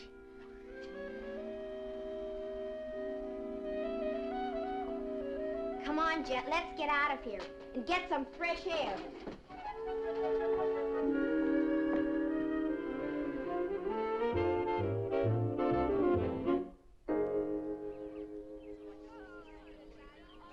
Boy, that Laura's really out for your scalp. She doesn't like me, I told you that. Like you? Ha! That's the understatement of the year. Oh, so what? I really don't care. Oh, yes, you do. That's just the trouble. You like all those girls. Val and Moselle and Pat and all the rest of them. And she's done her darndest to poison them against you. Yeah, I guess she has. Well, are you just gonna sit still and let her get away with it? But what can I do? If those girls don't like me, I can't make them. They did till she got in the act. You told me so yourself. I guess it's because I'm from the country and I'm only 15 and in the 10th grade and stuff like that. Fiddlesticks. I'm 15 and in the 10th grade, and I'm a hick, and they don't bother me none. I'm not important enough. But believe me, if I was, I wouldn't let her get away with any scummy insinuation like that. I'd either make her come out with it or let her have it. Now, don't get excited on my account, Jet. Who's excited? After all, she did back down when I called her on it. Huh. And really now, she didn't exactly accuse me. How close can you come? She's a real snake in the grass, she is. And if you don't watch out, she'll get you. You wait and see. Look, chum, do me a favor, will you? Sure, Steady. What is it? Get lost. Hey, Steve! Oh, boy, you should have been over the malt shop just now. You almost missed a honey of a fight. A fight? Yeah, Annette and Laura. They almost came to blows. Isn't that so, Mike? Isn't what so? About Annette and Laura getting in a hassle. Annette and Laura? Oh, come now, Steady. Well, it wasn't exactly a fight. Laura just made a couple of cracks about that necklace of hers, and Annette called her on it. Oh. I wonder what the dickens could have happened to that darn thing. Val and I looked all over the place for it. It just seemed to have vanished into thin air. Maybe someone did take it. Oh, I'd hate to think that, Steady. Could have been a burglar. In the middle of a party? Well, it has happened. Raffles could have done it. Okay, Sherlock, you work on it.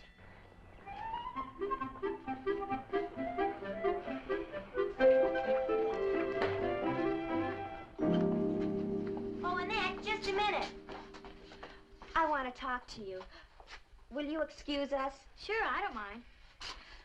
About what happened over... You mean over at the malt shop? Please don't let Laura upset you. She doesn't really mean things the way they sound.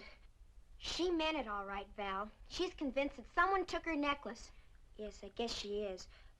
Didn't you see it lying there on the piano? No, I didn't. I just don't understand it. Neither do I. But I do think it's pretty awful of Laura to think that anyone at the party would take it. It's terrible. You just don't accuse your friends of being thieves. Uh-oh. There goes the bell. I'll see you.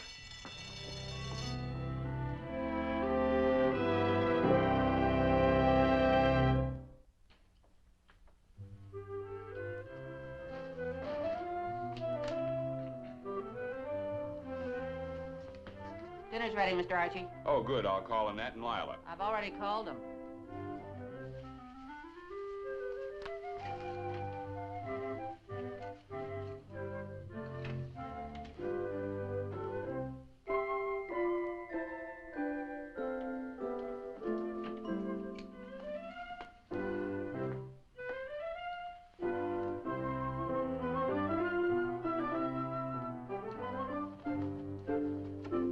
Oh, there you are, my dear.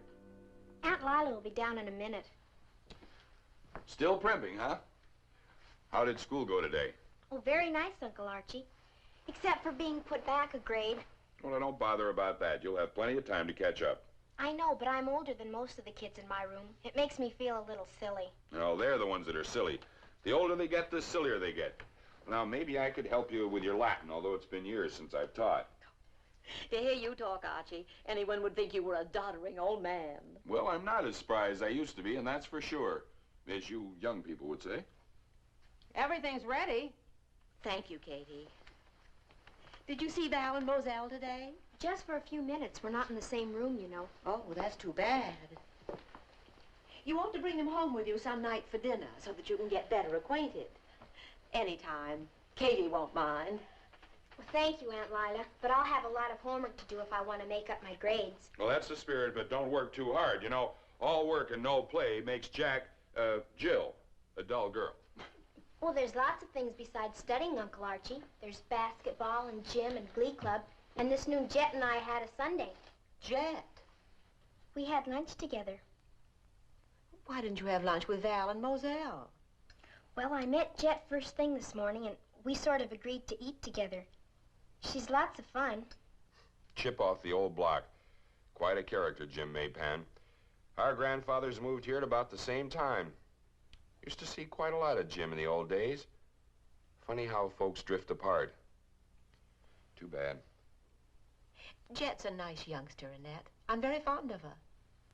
But I think it might be better if you went around with Val's crowd. Yes, Aunt Lila. I understand.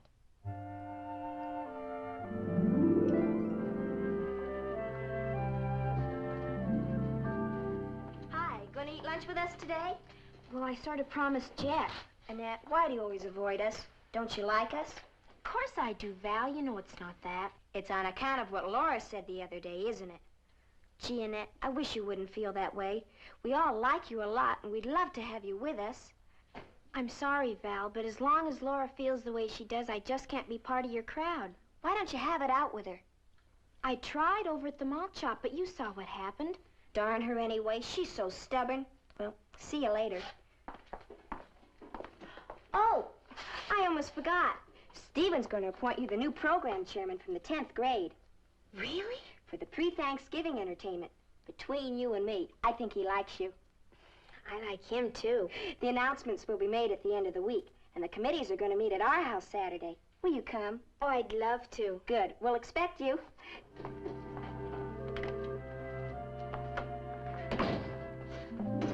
Everything's going to work out swell, Jack. What are you talking about? Well, the most wonderful things just happened. Stephen's going to appoint me program chairman for our class. Isn't it wonderful? Yeah, congratulations. I'll probably need an assistant. Would you like the job if I do? Yeah, sure, I guess so. Good. I'll tell Steve. I'm sure it'll be okay. There's the last bell. We better hurry.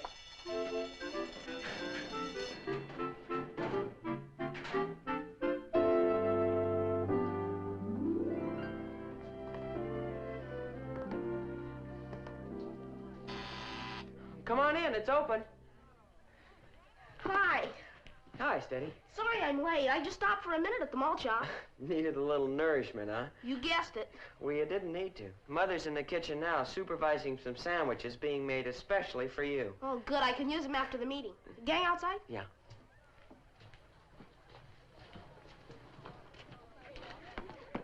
Hi, gang. Oh, hi, Steady. Hi. By yourself. What's boiling over, Repulsy? What makes you think you're a traffic stopper, big shot? Women. Always around a guy's neck like a millstone. What are you gonna play? None of your business. Hey, my favorite record. Let's dance.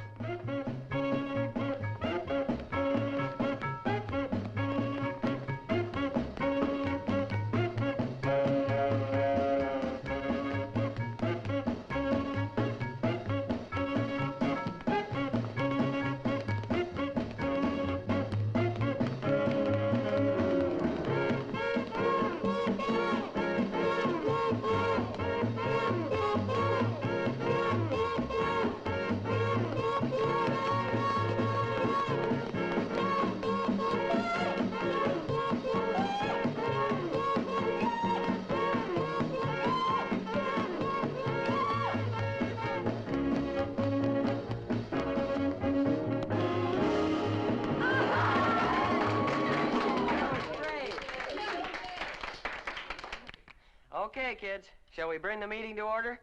We're ready. Let's go. Mike's not here yet. Shouldn't we wait for him? Mike? Oh, you mean that soda jerk down at the malt shop? He's the new chairman for the 12th grade. Well, how come? Why not? Well, he doesn't belong to our crowd. It's about time he did. He is one of the very nicest boys, besides having a grade A average. Really? Yes, really. Okay, kids, break it up. Let's get down to business. Everybody grab a pencil and pad. The door was open, so I came on in.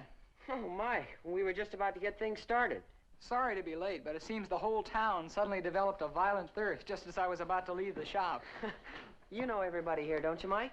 Well, I think so. They're all good customers of mine. May I be the first to congratulate you, Mike, on your appointment to the entertainment committee? Well, thank you, Val. I hope I can live up to the job. Oh, don't worry. We'll all help you as much as we can.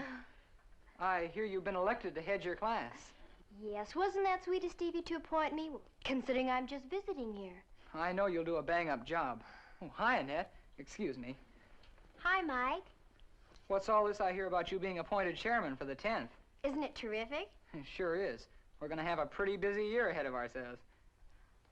Oh, Stevie, I hate to say this, but I think you've made a mistake in some of your appointments. Huh? Well, I mean, you put kids on the board who've had no experience at all. Like who, for instance? Oh, I've no objection to Mike, but, well, Annette, what does she know about making out an entertainment program? Coming from a country school, she'll have all she can do to keep up her grades. After all, it's to her own interest. I'm sure she wouldn't mind giving up the appointment. Now, look here, Laura. You wouldn't mind, would you, Annette? In a few weeks, she'll get the hang of things and... Laura, how can you? Annette's at the head of her class, and Mr. DeCure wants her on the committee as well as Stephen. He most certainly does, and the appointments have all been made, and they're not going to be changed. Oh, for heaven's sakes, you two, what's the matter? Do you have to make an issue out of it? Of course, if Mr. DeCure told you to put her on the committee, I guess you have to, and that's that. But you'll need a good assistant. Well, how about Kitty Blaylock? She'd be perfect. We were going to take up the question of assistants at this meeting. Well, Annette, would you like to have Kitty for your assistant? Oh, of course I would, but well, I'd sort of hoped to have Jet Maypen. Jet Maypen? But that's ridiculous. She doesn't belong to our crowd. Jet may not belong to your crowd, but she's still a very nice girl, and she happens to be my best friend. Annette, if you want Jet for your assistant, it's okay by me. Stephen, have you gone out of your mind? I won't have it. You haven't got anything to say about it. Look, Annette, I'm sorry about all of this, and I apologize in the name of the committee. Now let's get on with the meeting. What do you mean apologizing to her? What about me? She's the one who should apologize. What about my necklace? Holy cats, Laura, aren't you ever going to quit beefing about that dumb necklace? Steady is right, Laura. Let's drop it, please. Come on now. Let's not get all hot and bothered. The darn necklace must be insured. Well, of course it is, but what's that got to do with it? I'm sorry, Steve. I don't believe I want to be on this committee. If you'll excuse me, I'm going home. Wait a minute, Steve. I'll talk to her. Now see what you went and did. You keep out of this, you diminutive pest. Diminutive pest? Now, wait a minute. Hey, what's it mean? Oh, come on now. There's no use getting all steamed up. That won't get you anywhere. I'm not steamed up. I'm just going home. All right, then, if that's the way you feel, I'll walk you home. I'm sorry, Mike. Then let's go back and talk it over. I told you I don't want to talk about it. It's just no use. Yeah, sure. Look, just because Laura made a couple of out-of-order cracks doesn't mean you have to run out on everybody. I don't think being called a thief is a question of being out of order.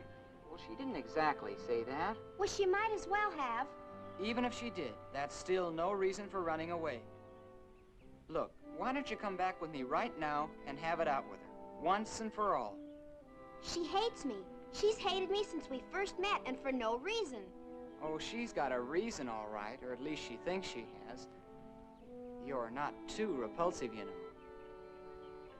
Believe me, I wouldn't take any of her guff if I knew I was innocent. You don't think I took it? Don't be an idiot. Of course I don't, Annette, and neither does anybody else. Then I don't care what she says or thinks. Good. I'm gonna hold you to that. And you'll stay on the committee? I'll stay if they still want me. You know they do, Annette. I'll tell Stephen. Now just forget all about it, and I'll see you in school Monday. Bye, Mike. You've helped a lot. Forget it.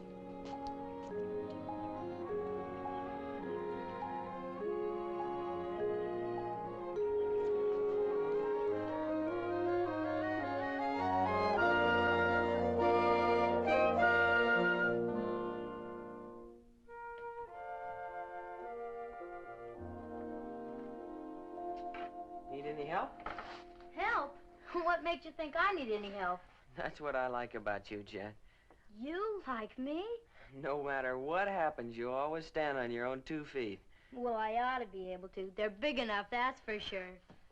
It's quite a tropical exhibit you've got here. Well, they don't belong to me. They're Miss Miller's, our botany teacher. I only take care of them a little. You must have a green thumb. I guess I'm just kind of green, period. Oh, I almost forgot to tell you.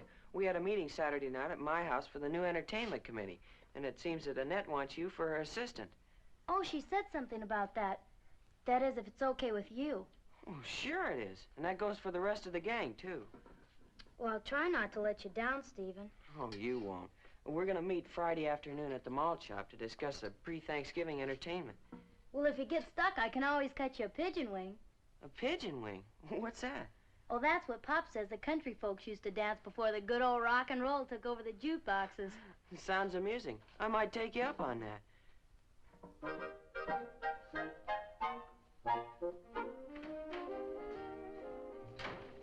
I'll have a root beer. Okay, pour him a root beer, will you, Ronnie? Well, it's all set. What's all set? Jet, she's tickled to death to be appointed Annette's assistant. Good. Hey, I've been working on that case. What case, Sherlock? The missing necklace case. Did you find out anything? No. But I've got an idea, and I think it'll work. Spill it. Well, here's what we do. First we find Laura, and then we have a real serious talk with her. And here's what we say. What is this? The Annette McLeod Admiration Society? Oh, Laura, don't be like that. All we're trying to do is make you understand that Annette couldn't possibly... You don't need to tell me anything about that one. I know exactly what she is. Apparently she's got you fellas bamboozled, but she's not fooling me one bit.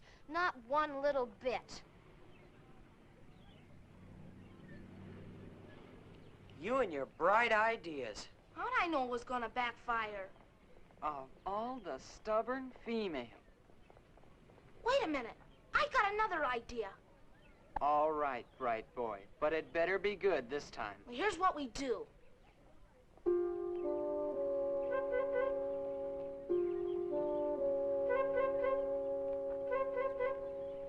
Sure, it'll work.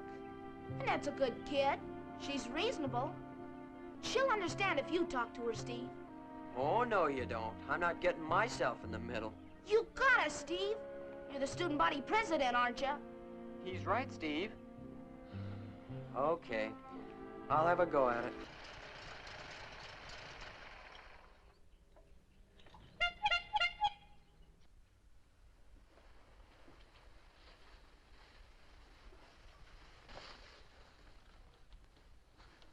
Can you come down here for a minute, Annette? I want to talk to you. Just a moment.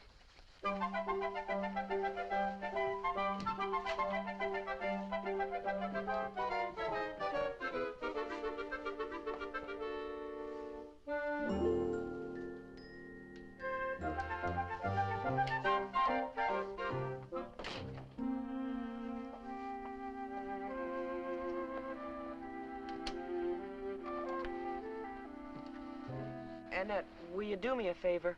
Sure. Thanks. I knew you would. What is it, Steve?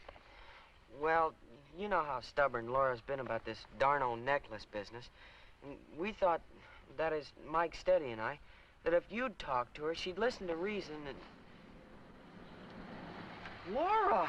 Well, thanks for standing me up. I thought we had a tennis date, but I see you have something more important to do. Now, wait a minute! Oh, my gosh, I completely forgot about it. Look, I'll get in touch with you later. I've got to apologize. Sure, I understand.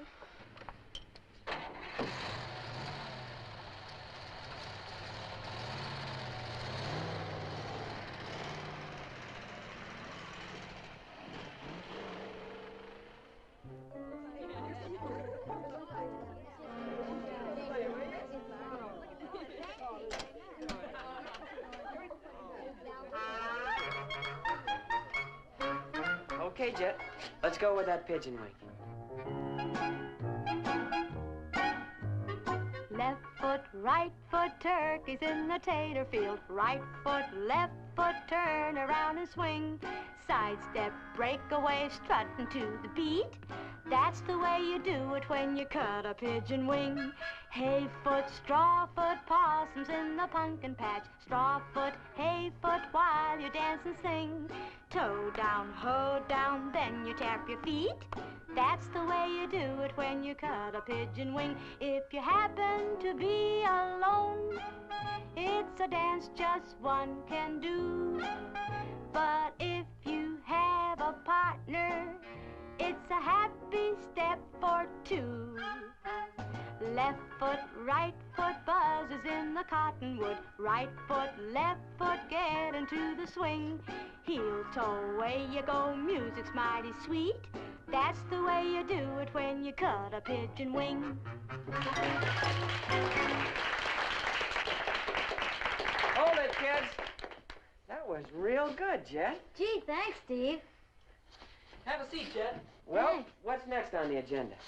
Laura has a new song, and Annette and Mike, they've whipped up a number they'd sure like to do together.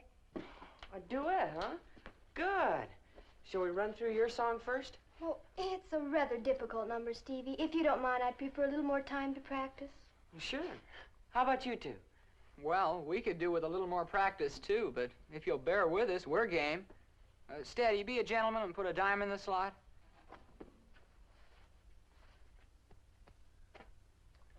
I seem to be a little short. Yeah. Okay, here. Thanks, Mike. Just put it on the cuff with the rest of my bill.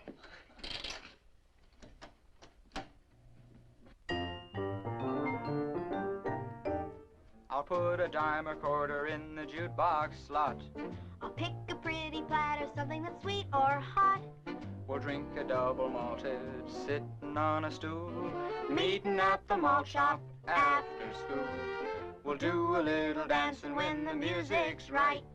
I'll pick myself a partner, prettiest one in sight. We'll cut ourselves a carpet, yes, we'll play it cool. Meeting at the malt shop after school. I'll help you with your algebra. I'll help you with your math. When homework's done, we'll have a Sunday. I'll regret these calories one day. I will walk you home and maybe on the way I might hold your hand. But what'll my uncle say?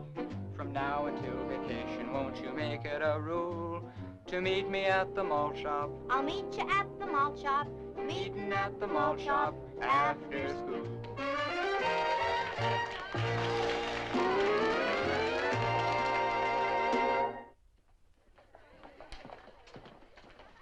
Steady gone yet? Nope, he has to stay after school. Oh, no, not again. What'd he do this time? Miss Miller asked him if he was planning to major in nuclear physics when he got to be a senior, and he said no.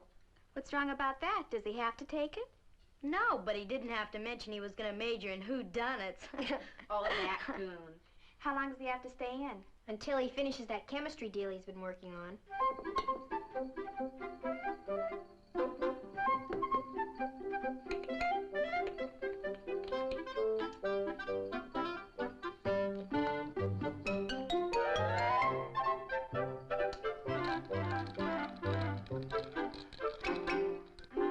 How long do you suppose it'll take him to finish it? He finished it. Oh, my gosh, he's killed. Oh, Steady, are you all right? I'm okay, I think. What in the world happened? I guess I didn't put enough sulfur in the gunpowder mix. Gunpowder? Maybe too much. Well, anyway, it backfired on me. Boy, are you a mess. Maybe you better go see the nurse. What for? Well, you look kind of goofy. I do? I'll say. Gosh, maybe you need something to pep you up. Yeah, maybe I ought to go with the malt shop for a little nourishment. Like a banana split or a chocolate malt, maybe. But what are we waiting for? Come on, let's go. Sorry, kid, I can't. I'm broke. And Mike says no more credit until after Thanksgiving. Come on, I'll treat you. You will? Gee, you're a pal. Boy, what a wacky character. He won't be satisfied till he blows up the joint. He almost did. I'll say, come on, let's get out of here while the getting's good.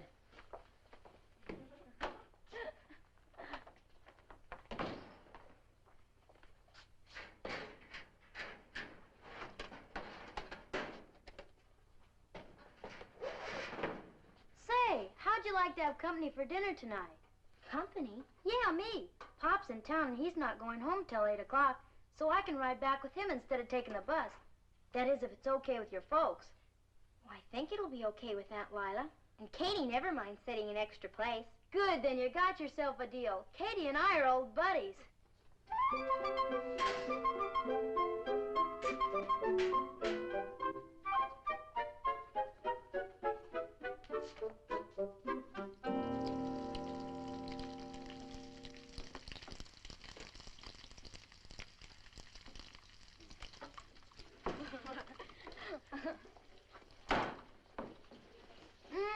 Something sure smells good. Hi, kid. Jet, what are you doing here this time of day? Jet's staying for dinner tonight, Katie, if it's all right. All right. Land's sake, what kind of talk is that? Of course it's all right. With all this fried chicken and mashed potatoes and homemade biscuits and honey? Stop, stop. You're making me drool.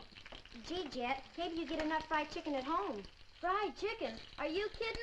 The only fried chicken I ever get is the old hens who land in the stew pot after they're through laying eggs. Now you're making me drool. There's nothing I like better than good fricassee of chicken and homemade noodles.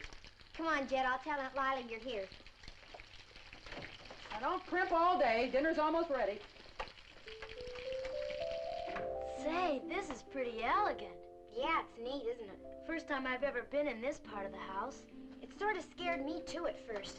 Like I told Uncle Archie, it's so big you could fit Bonnie's whole house in it. Hers and ours both, and maybe a couple of hen houses and the corn crib thrown in for good measure.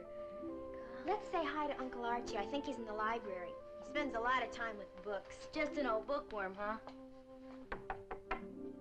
Uncle Archie, may we come in? Of course, girls, come in. Are you busy? No, just checking through one of my books before dinner. Boy, you sure got a mess of them. Yes, I'm rather proud of them. Have a lot of fine first editions, too. You know Jet, don't you, Uncle Archie? She's having dinner with us. Oh, splendid. You do look familiar. I'm the gal who brings you your chickens and eggs. Oh, yes, of course. And mighty nice fresh eggs they are, too. Well, I try my best to get them here before they hatch. Jet's your old friend Jim Apron's daughter, Uncle Archie. Jim Maypen's daughter. Well. You live near the Abernathy place at Spring Branch. I reckon about a mile south of them. I haven't been there since you were in swaddling clothes. Out our way, we call them diapers. Is Aunt Lila down yet? Nope, she's still primping. Well, I'll go tell her Jet's here. You do that. Jet and I have a lot to talk over. Annette's my niece, you know. Yeah, I know. She's a real cool kid. Yes, she is a real... Yes. Well, as I was saying, I was telling Annette how your father's folks and ours came here and settled in the early days. Yeah, Pop's always sounding off about that, too. He says the smart ones came here to town and let it grow up around them and make them rich, while the rest of them just bought themselves a lot of hard work. Nonsense. Your father has a fine ranch. Mighty fine. Well, we kind of like it. Been nip and tuck most of the time hanging on to it, but we've all pitched in and helped, and now we don't even have a second mortgage. Well, that's just great. Well, now I want to show you my books. I just got a brand new set of Encyclopedia Britannica. Fine edition, if I do say so myself. Oh, I'm writing my philosophical thesis. Sounds great, but can you feed it to chickens? No, indeed. Oh, there you are, Aunt Lila. You're a little late, dear. I was just putting out a fresh dress for you. Do I have to change? Well, not if you don't want to. Thank you. I brought one of the girls home from school to dinner. Oh, how nice. Val? No, it's Jet. Jet Maypen. Jet Maypen. Well, she sort of invited herself. Next time, just say that you have to ask me before you can bring a guest home for dinner. But Jet's my friend, Aunt Lila. My very best friend, and I like her a lot. I'm sorry, Annette. I didn't mean to be unkind. But as I told you before, I'd prefer that you went around with your own crowd, Val and Laura.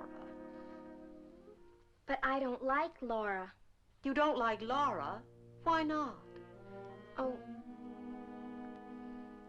I just don't, that's all. I'm surprised at you, Annette. Laura's a charming young lady. She comes from a very fine Back Bay family. You'd be much better off to cultivate her and her little crowd instead of letting Jet monopolize your time. I'm sorry, Aunt Lila. Now, don't be upset. It's done, and we must do our best to make her feel at home. Now, freshen up, dear. I'll go down and welcome her. Thank you.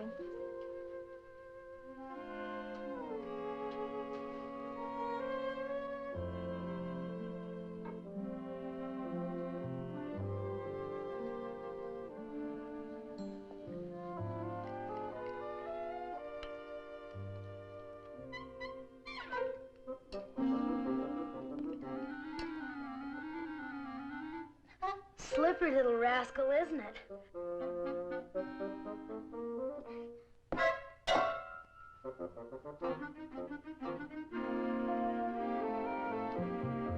My brother tells me you had a nice chat about old times here in Ashford. We sure did, but we couldn't quite decide who was the smartest. The folks who stayed in town or the ones who moved to the country. It's fun living on a ranch. Yeah, there's a lot to be said about country life. There's something primitive about it, something old-fashioned and self-contained. Reminds me of... The wheaten loaves, the nectar, the honey, the purple grapes, the foaming milk is in the old Greek tales. Thank you. Don't mention it. As I was saying, food produced on man's own land. Ah, delightful. Reminds me of Bonnie's place. Makes me homesick. Say, why don't you come out and visit us some Saturday? Spend the day. Oh, I'd love to. That is, if Aunt Lila wouldn't mind. Oh, she doesn't mind. I'll drive out myself. We'll make a day of it. Oh, that sounds wonderful. There's nothing I'd rather do than have a nice long visit with Jim, talk over old times. How about next weekend? Fine. Saturday morning, bright and early. It's a deal. I'll tell Pop.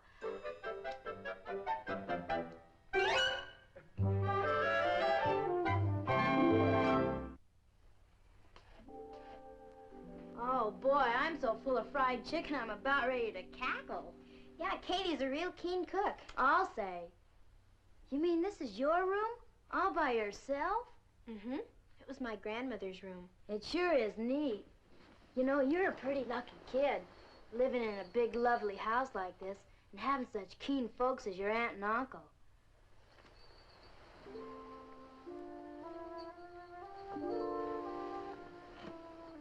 Yeah, I guess I am. But somehow I'm beginning to feel that I really don't belong here.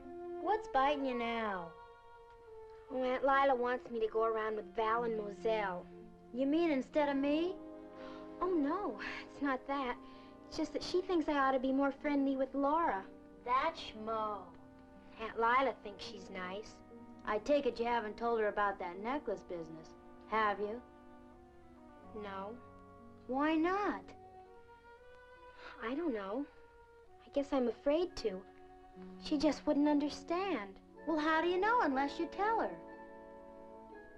Maybe I shouldn't have come here to Ashford in the first place. Maybe I ought to go home to Bonnie. Running out before you even put up a decent fight. I'm no match for Laura. She's so smart and sophisticated, I just don't know how to fight her. Well, you're gonna have to do it sooner or later. Look, why don't you just walk right up to her and look her straight in the eye and say, "Come on now, you. If you think I took that dumb necklace, say so in plain English. If you don't, put up or shut up." You sound like Mike. Then why don't you listen to him? Mike's a real solid guy, and he's had plenty of problems to face. You don't see him running out on anything, do you? No. Of course not. He knows the best way to lick a situation is to face it. And if you ask me, the sooner you do it, the better. Do what? Clip that green-eyed cat's whiskers.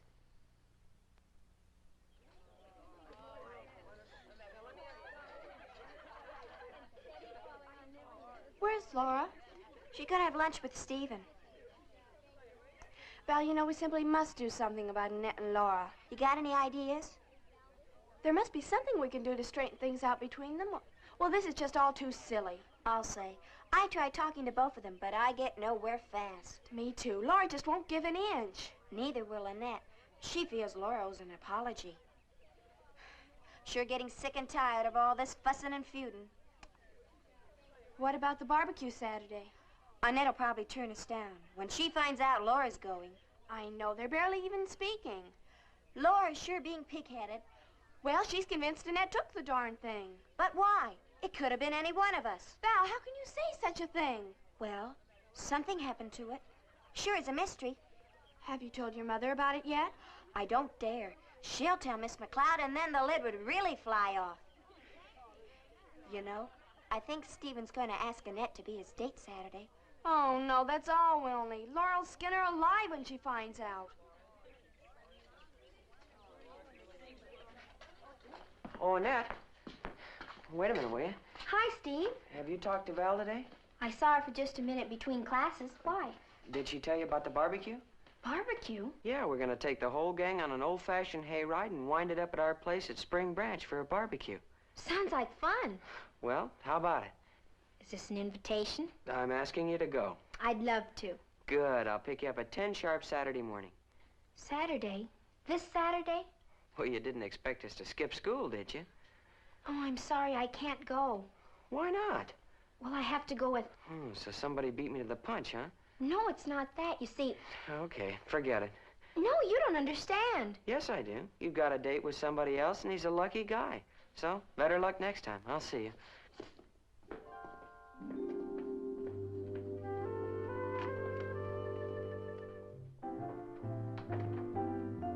Hi, Mike.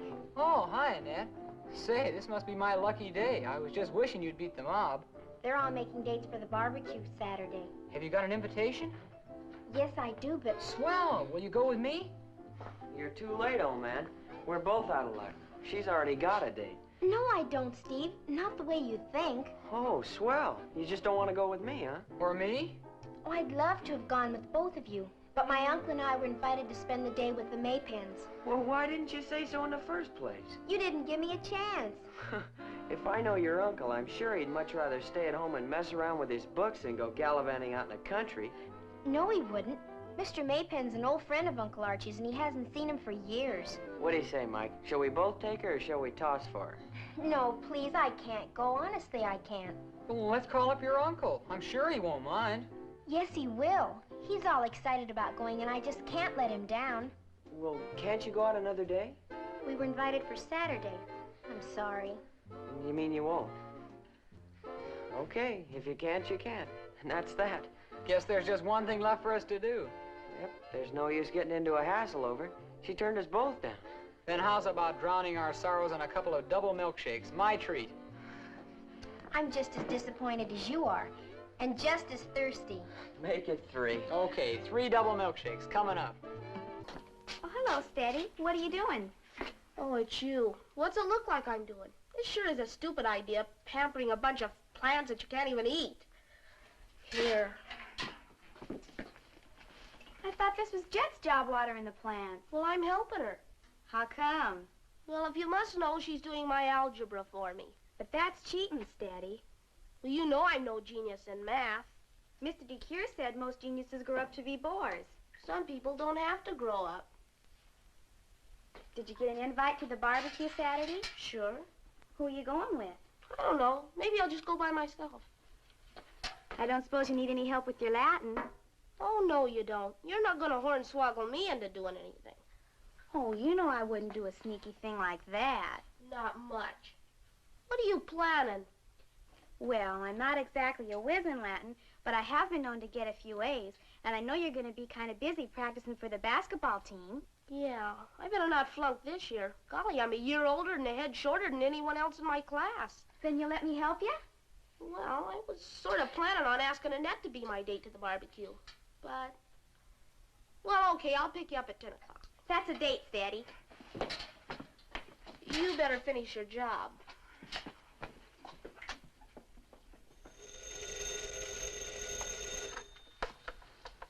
Hello? This is Annette. Oh, hi, Jet. For Pete's sake, Annette, why didn't you tell me you were invited to go on the hayride with the gang? Oh, don't be a sill. You and your uncle can come out here anytime. You don't have to come tomorrow. But we want to come. It's all arranged, and Uncle Archie's looking forward to it. Not so loud. He's coming down the stairs. No, I can't. He's all excited about going. Please, Jet, I can't talk now. See you tomorrow. Thought I heard the telephone. Was it for you? It was Jet. I guess they're looking forward to seeing us tomorrow. So am I. Haven't looked forward to anything so much in years. You happy about going? Yes, very. Now, you better get a good night's rest. We've got a big day ahead of us tomorrow. I was just going upstairs. Fine. See you at breakfast. Good night. Good night, Uncle Archie.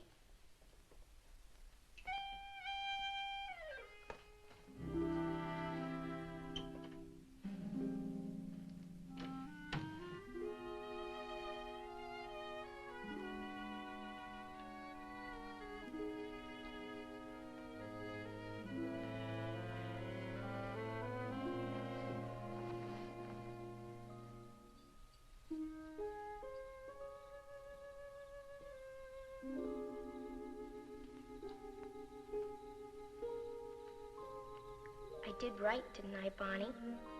I would like to have gone with the kids so much, but I just couldn't let Uncle Archie down. No, I'm not gonna cry. I know what you'd say. No use breaking down over this. Just go to bed and go to sleep. You can think about it in the morning if you still want to.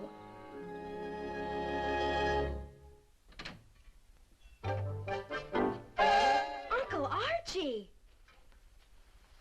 How do I look? You look terrific. But what are you doing with that gun and all that fishing gear? Well, I thought maybe Jim and I could do some trout fishing or bag a pheasant or two while you young ladies visit with each other. You're really looking forward to this trip, aren't you? Yes, indeed I am. You know, I used to be quite a sportsman in my younger days. Hunting and fishing and all the rest of it. You know, Annette, you've done a great deal for your Aunt Lila and me. I'm afraid we were beginning to get pretty stuffy before you came to live with us. Oh, you could never be stuffy. Very stuffy indeed. But now it seems like old times, like when we were young. Your father was here with us. Why did my father leave Ashford? Your father? Well, that's a long story, Annette. Unfortunately, we both loved the same girl. My mother? No, she was a girl from Ashford. We were engaged to be married, she and I, when your father came home from college. For them, it was a matter of love at first sight. He was considerably younger than I and a very handsome man. I didn't blame either of them. But when I first found out about it, we quarreled bitterly. And then before I knew it, he was gone. Bonnie and I have often wondered what happened. Well, we never heard from him. He left Ashford, and we never heard from him again. That's why we didn't even know about you. What happened to her? Well, she still lives here. She never married. Don't you ever see her? No. But come now, Annette. That's all in the past.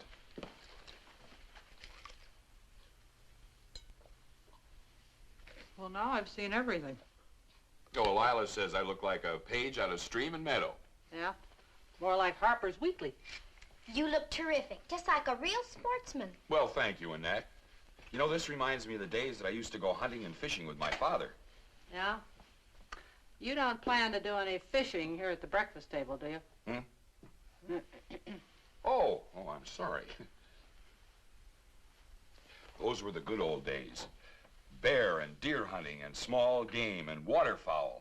Oh, I can see it all now. The wood pigeons winging their way across an autumn sky. How come you never brought any wood pigeons home? And then there was the time that we went bear hunting in North Carolina. Oh, those were the days. And our hounds in full cry on a fresh bear trail. The chase lasted for 2 hours without let-up. That must have been exciting. Oh, exciting indeed it was. You know, Annette, there's no music in the world like a good pack of singing hounds giving chase. Singing hounds? Singing. You should have heard them.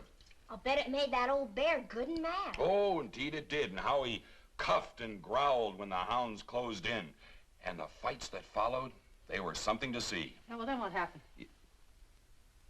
Katie, can't you see we're in a hurry? Now, take Miss Lila's tray up to her. Oh, now, Annette, come on, let's have our breakfast. It's a long trip out to Spring Branch.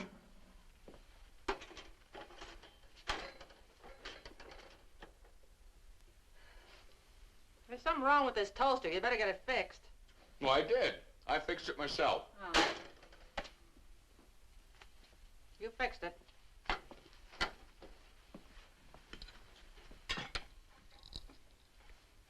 Have a nice time, Annette. Thank you, Katie. Don't get your feet wet, sportsman.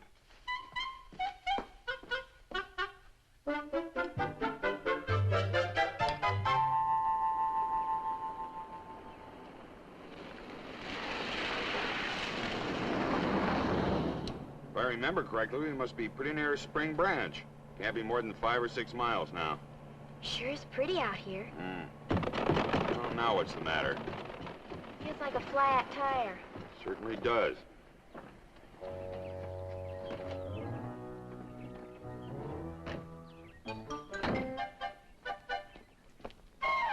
Oh, dear. Well, I just hope I can find the tools.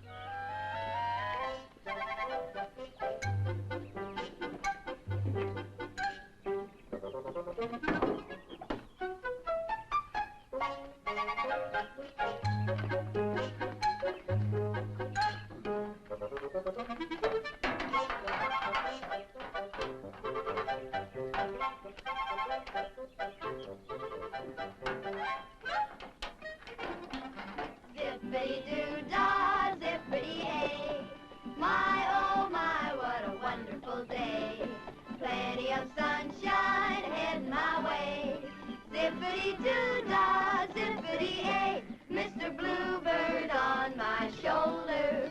It's the truth, it's actual, everything is satisfactual. Zippity-doo-dah, zippity-ay, wonderful feeling, wonderful day. Zippity-doo-dah, zippity-ay, my, oh my, what a wonderful day. Plenty of sunshine heading my way. Zippity-doo-dah, zippity-ay, Mr. Bluebird on my shoulder. It's the truth, it's actual. Well, well, an old-fashioned hayride. Zippity-doo-dah, zippity-ay, wonderful feeling, wonderful day. Sounds like they're having fun. Certainly does. I wonder who they are. It's Val and Stephen and the rest of the crowd. Val and Stephen. They're taking the gang out to their ranch for a barbecue. The Abernathys? Well, why aren't you with them? 'Cause I'm with you, silly. You were invited, weren't you? Yes, but Annette, don't tell me you turned them down just to be with your old uncle. you're not old, Uncle Archie. But this is ridiculous. We can go to the Maypens anytime. But don't worry, we'll catch up with them as soon as we get this tire fixed. Mr. Bluebird on my shoulder. It's the truth, it's actual, everything is satisfactual. Zippity-doo-dah, zippity-ay, wonderful feeling, wonderful day. Zippity-doo-dah, zippity-ay, my, oh my, what a wonderful day. Plenty of sunshine in my way. Well, well, an old-fashioned hayride. Sounds like they're having fun. Certainly does. I wonder who they are. It's Val and Stephen and the rest of the crowd. Val and Stephen. They're taking the gang out to their ranch for a barbecue. The Abernathys? Well, why aren't you with them? 'Cause I'm with you, silly. You were invited, weren't you? Yes, but Annette, don't tell me you turned them down just to be with your old uncle. you're not old, Uncle Archie. But this is ridiculous. We can go to the Maypens anytime. But don't worry, we'll catch up with them as soon as we get this tire fixed. No, you mustn't. Well, why not? Annette, something's been troubling you. Both your aunt and I noticed it. You've been looking a little peaked lately. Now tell me, what's the matter? I'm all right, Uncle Archie. Just don't worry about me. Annette, I don't want to sound unkind, but we're a little disappointed that you don't seem to like any of the other boys or girls. But I do. I like them all very much. All you seem to care about's Jet. What's wrong with Jet? Wrong? Well, there's nothing wrong. She's a very nice girl indeed, and very amusing, but so are the other boys and girls. Now, come on, let's catch up with them. No, please don't. Jet wasn't invited. Oh, so that's it. Well, we won't talk any more about it. Let's get this job done.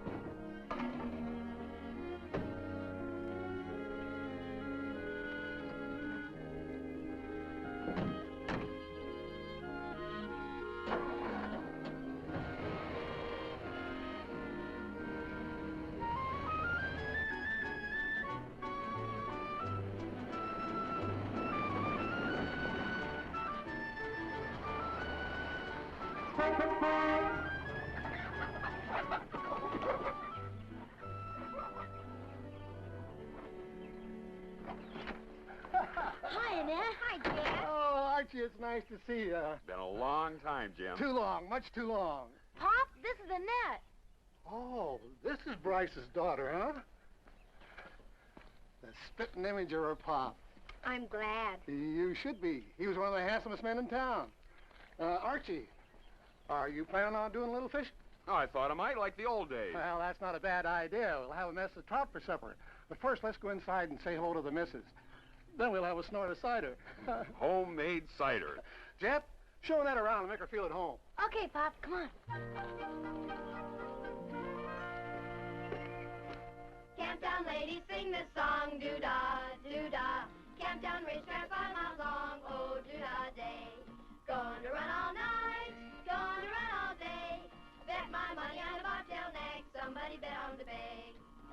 Camptown ladies sing this song, doo-dah, doo-dah. Camptown racetrack 5 miles long, oh, doo-dah day. Going to run all night, going to run all day. Bet my money on a bobtail nag, somebody bet on the bay. Hey, Jet's place is near here. Oh, must be simply ghastly having to live way out here in the sticks. You mean ghastly? I think it'd be swell. Oh, I suppose living in the country's fine for some people, but personally, I prefer the city. Don't you, Steve? Oh, I don't know. A guy could do worse than have a nice, quiet ranch out here. Hey, Mike, I just had an idea. Yeah?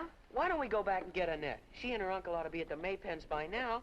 We'll make her go to the barbecue with us. You think her uncle will mind? Oh, he shouldn't. He'll be so busy chinning with Jim Maypen. Oh, but Stephen, you can't do that to Jet. After all, Annette is visiting her. Well, we'll ask her to come along, too. Jet? Oh, now really, Stephen.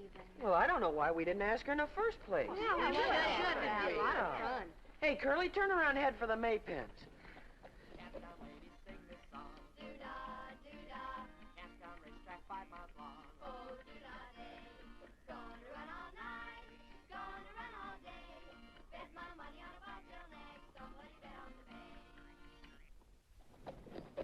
Oh, my darling, oh, my darling, oh, my darling, Clementine. You are lost and gone forever, gentle starry Clementine. In a cavern, in a canyon, excavated for a mine, dwelt a miner, 49er, and his daughter, Clementine. Oh, my darling, oh, my darling, oh, my darling, Clementine. You are lost and gone forever, dreadful sorry Clementine.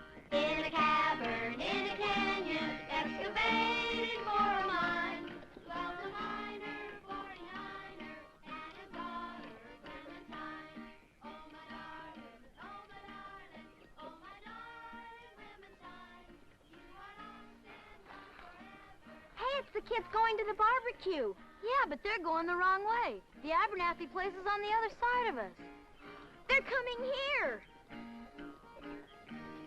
In a cavern, in the canyon, excavated for a mine, dwelt a miner, 49er, and his daughter, Clementine.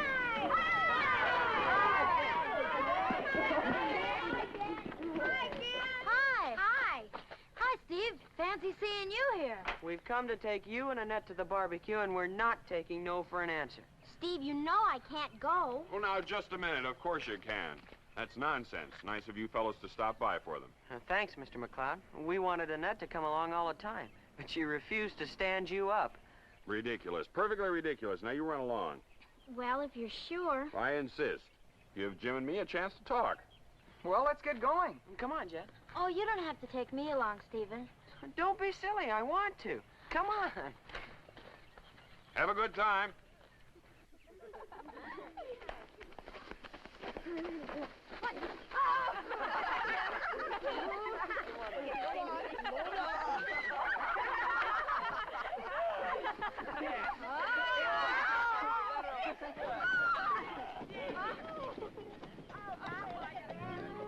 Now, where's that trout stream?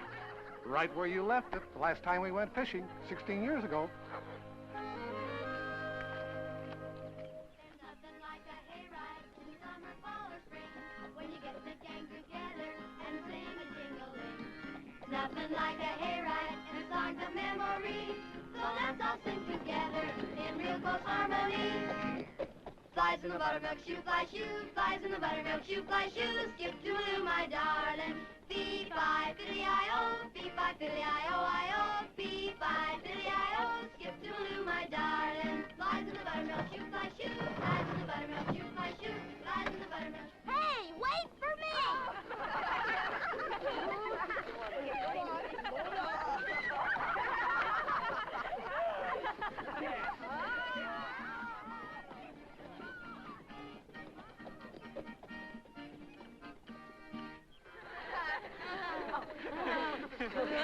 Hey, Annette, how's about singing a song for us? What'll I sing? How about singing the one you sang at the party the other night? Oh, no, not that sentimental thing. Oh, come on now, Laura. It was a good song. Go ahead and sing it, Annette. Yeah, but just put a little bit more oomph into it. You guys accompany her, okay? Oh, sure. How will I know my love? How will I know my darling? Whipper will give me a sign. How will I know he's mine? How will I know my love? When he walks through the pine woods, mockingbird tell me for true. Help me to find him, do. Will I meet him in the autumn? Will the hills be green with spring? Will he take my hand in summer and make me a clover ring? How will I know my love? How will I know my darling? Oh, Mr. Moon up above, how will I know my love? How will I know my love? How will I know my... Hey, Annette, how's about singing a song for us? What'll I sing? How about singing the one you sang at the party the other night? Oh, no, not that sentimental thing. Oh, come on now, Laura. It was a good song. Go ahead and sing it, Annette. Yeah, but just put a little bit more oomph into it.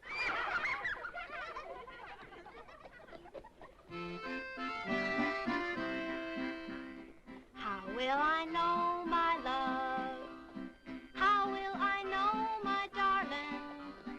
Whipper will give me a sign. How will I know he's mine? How will I know my love? When he walks through the pine woods, mockingbird tell me for true. Help me to find him, do. Will I meet him in the autumn? Will the hills be green with spring? Will he take my hand in summer and make me a clover ring? How will I know my love? How will I know my darling? Oh, Mr. Moon up above, how will I know my love? How will I know my love?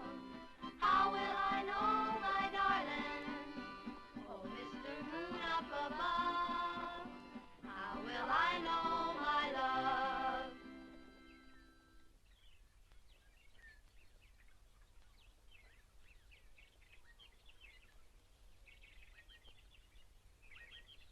Helen, do you think one steak apiece is enough? They're pretty hefty. Well, I think you better barbecue a few extra, dear. Those youngsters are going to be mighty hungry after that ride. You're right. Steady wear is with them, isn't he? Well, I went down south to see my gal, sing Polly Wolly Doodle all day. My Sal, she is a spunky gal, singing Polly Wolly Doodle all day. Fairly well, fairly well, fairly well, my fairy fay. For I'm going to Louisiana, for to sleep in Louisiana, sing Polly Wolly Doodle all day. Well, I went down south to see my gal, sing Polly Wolly Doodle all day. My Sal, she is a spunky gal, singing Polly Wolly Doodle all day. Fairly well, fairly well, fairly well, my fairy fay. For I'm going to Louisiana, for to sleep in Louisiana, sing Polly Wolly Doodle all day. Well, I went down south to see my gal, sing Polly Wolly Doodle all day. My Sal, she is a spunky gal, singing Polly Wolly Doodle all day. Fairly well, fairly well, fairly well, my fairy fay. For I'm going to Louisiana, for to sleep in Louisiana, sing Polly Wolly Doodle all day. Sounds like them coming now. My Sal, she is a spunky gal, singing Polly Wolly Doodle all day. Fairly well, fairly well, fairly well, my fairy fay. For I'm going to Louisiana, for to sleep in Louisiana, sing Polly Wolly Doodle all day.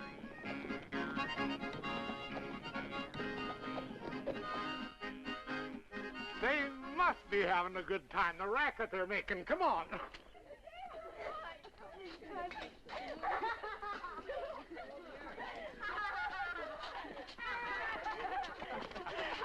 Sorry we're a little late, Dad. We had to go back and get Annette and Jet. Oh, that's fine. Hello, Annette. Hello, Jet. Hi, Mrs. Abernathy. It sure was swell, Stephen, to invite me, Mrs. Abernathy. Well, we're delighted to have you.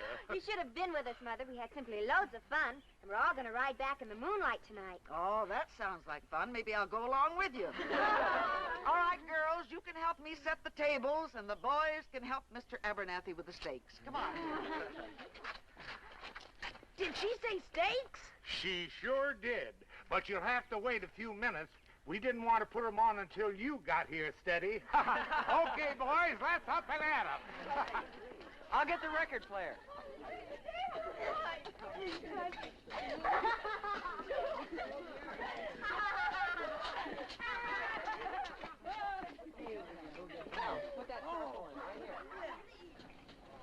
Hand me the record player, will you, Philly? Thank you. Where do you want this, Val? Oh, the record player. Good. Just put it over there. Stevie, why don't you put on a record? Okay.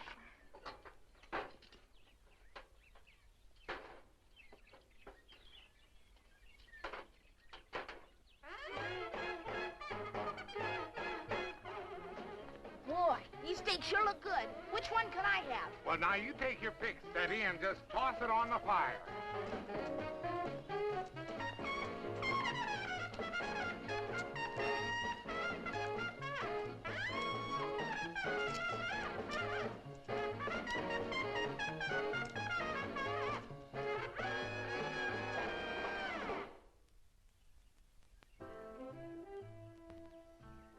Gee, this is gonna be fun. It sure is.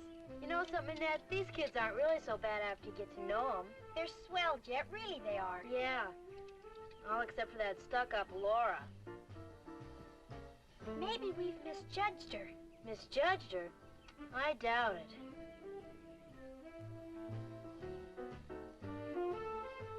I wonder what Steven sees in her. Well, she's pretty, and she's smart and sophisticated. Sophisticated? I'll bet she wears mascara.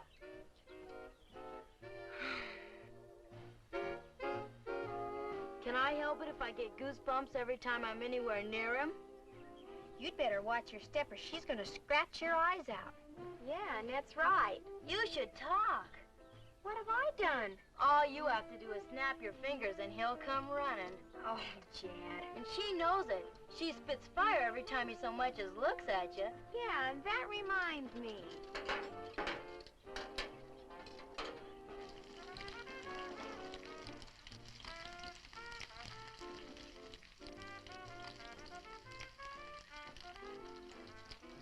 Oh, Steady! Steady! Huh? How about help me set our table? Our table? What do you mean, our table? Well, you brought me, didn't you? Nobody brought nobody. And that means I don't have to eat with you. Oh, Steady, don't be so adolescent. Oh, why don't you go sit on a blotter and dry up? Well, go on, beat it. Can't you see I'm busy? Okay, if that's the way you want it. That's the way I want it.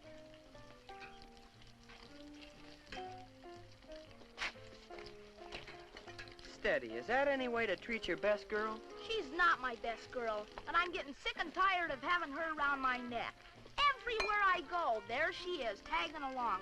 I'm a haunted man, that's what I am. And you love it. I'm gonna put my foot down, that's what I'm gonna do. She's gotta quit making like my shadow.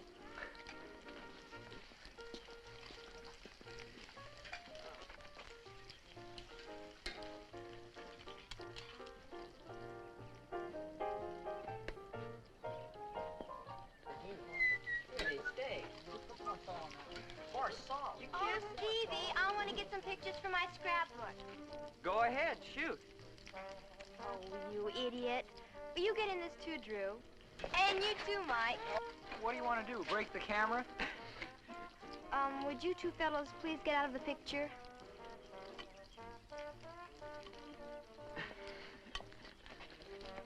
Would you get closer together? I'm chopping off Drew. It's a camera, not a tomahawk.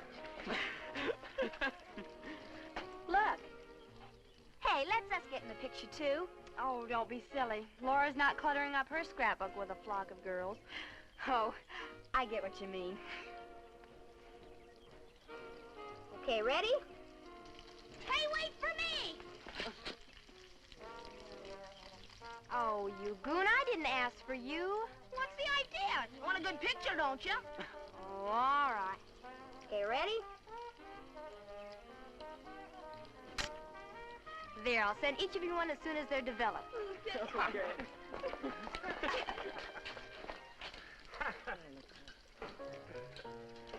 Why don't you young folks get in some dancing while the steaks are cooking? Oh, thanks a lot, Mr. Abernathy. I'll watch 'em. You watch this big one for me, won't you, Mr. Abernathy? Sure I will. I'll look after your interests there, Steady. Thank you.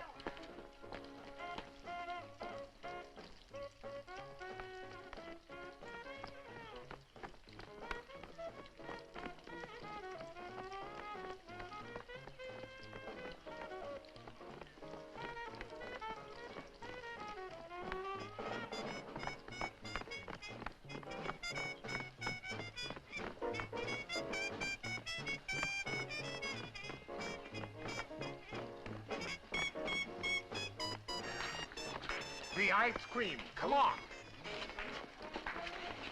Steady. You look after the steaks. We're going to get the ice cream and cake. Come on. You got a deal.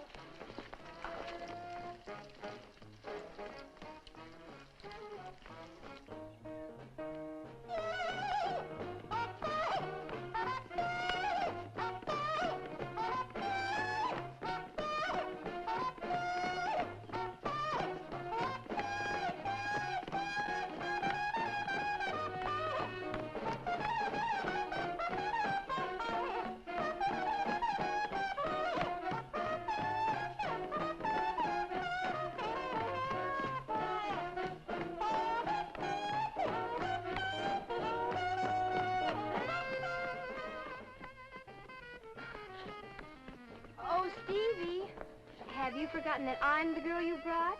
Well, don't be silly, Laura. Nobody brought anybody. Look, Steve, I've had just about enough of this. Enough of what? Enough of her. And I think it's about time you and everybody else knew.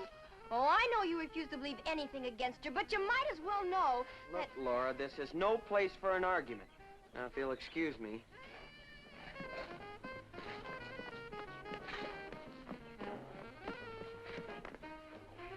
Are you gonna let her get away with that?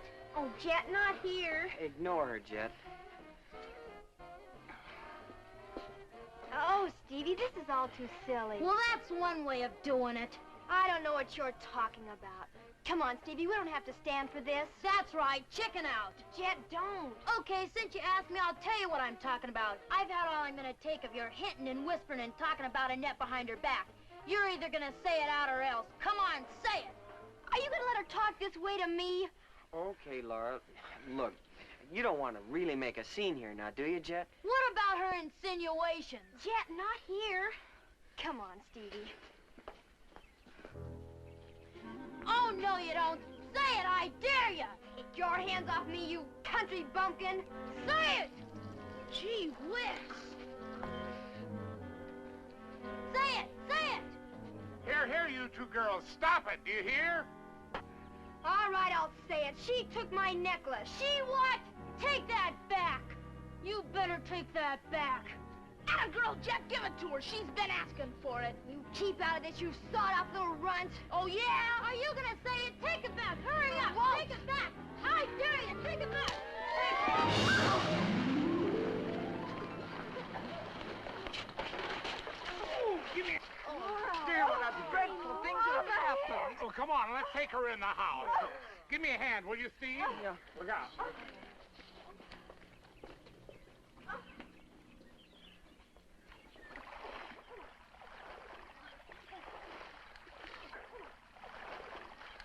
Are you all right, Jet? Don't worry about me. I'm all right. But I guess I kind of ruined the party. Heck no, you put some life into it. I'll get us a couple of towels. Come on, Annette.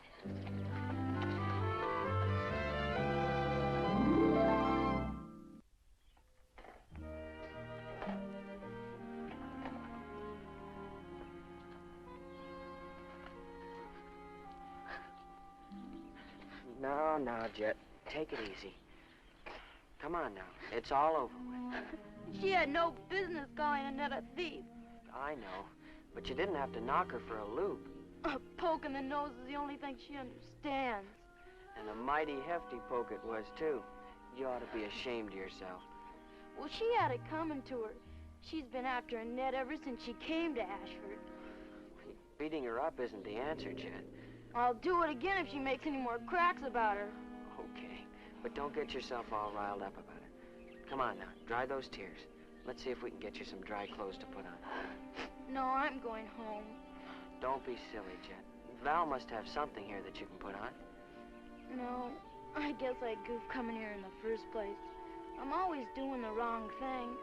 No wonder everybody's sore at me. I'm not sore at you. You're not? Of course I'm not. How could I be sore at you? Huh? Well, when you were in there mixing it up with Laura, I was really pulling for you. You were? I sure was. Gosh, a goofy kid like me? Well, you're not goofy, Jet. You're one of the smartest girls I know, and the very nicest.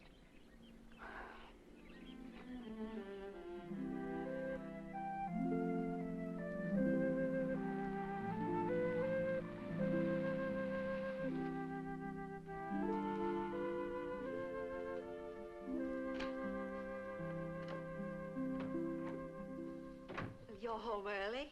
Did you have a nice time? Is anything wrong? Well, there was a little trouble. Nothing to worry about. Trouble? What kind of trouble? Now, don't get all excited. I'll tell you about it later. Annette, why don't you go up to your room, and we'll talk it all over in the morning. All right, Uncle Archie. I'm sorry about everything. Poor kid. She's so upset. Oh, Archie, for heaven's sakes, tell me what happened. Have you been in an accident? No accident. Nothing at all. But Archie, for pity's sake, stop beating around the bush and tell me. The child was white as a sheet. Oh, it's a shame. It wasn't her fault.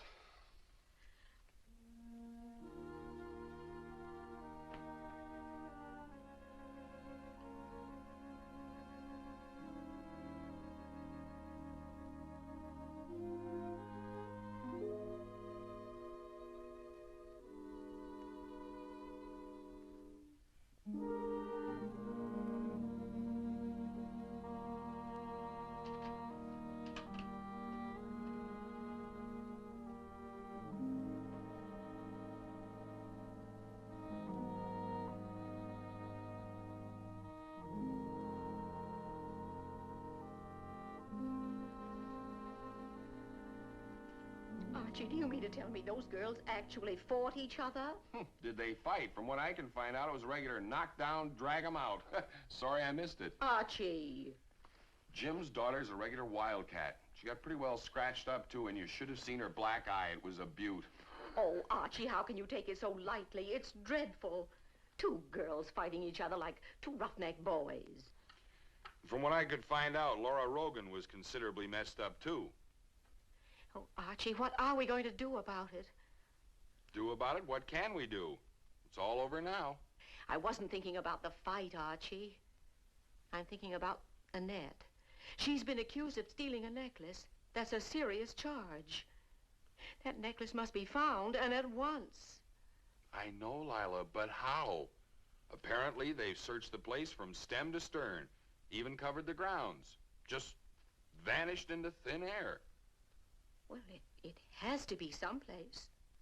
Yes, Lila, but where?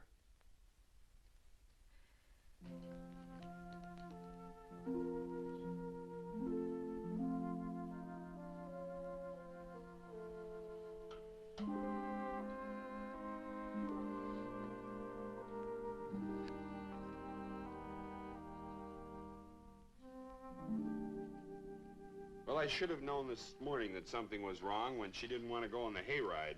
Yes. And now I can understand why she didn't want to go around with Val and Moselle and the others. Poor kid, carrying that burden all by herself all these weeks.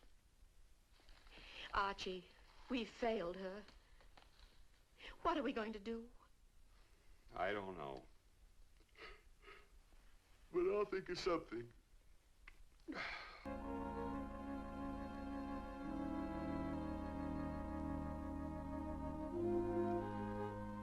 Dear Aunt Lila and Uncle Archie.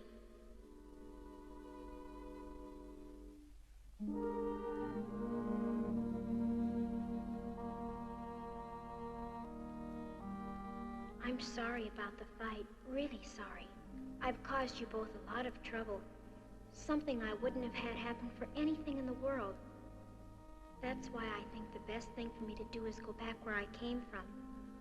These last few months have been the happiest of my life. I remember the day I arrived here in Ashford, alone and friendless. I guess I surprised you. Hello. Hello. You must be Uncle Archie. Uncle Archie? Who's uncle? Mine. I'm your niece, Annette. My niece? Well, yours and Aunt Lila's. Anything wrong, Archie? You must be Aunt Lila. I'm Annette. I'll never forget your kindness or the way Katie took me under her wing. What a wonderful day that was when you took me to the dress shop, Aunt Lila.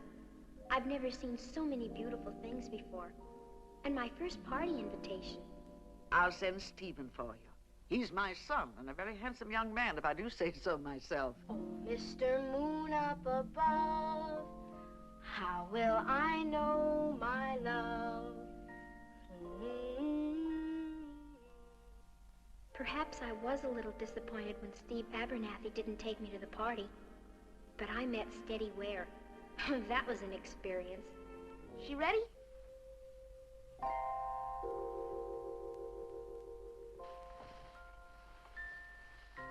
Jeepers. That was the night I met Mike, too. I will walk you home, and maybe on the way I might hold your hand. But what'll my uncle say?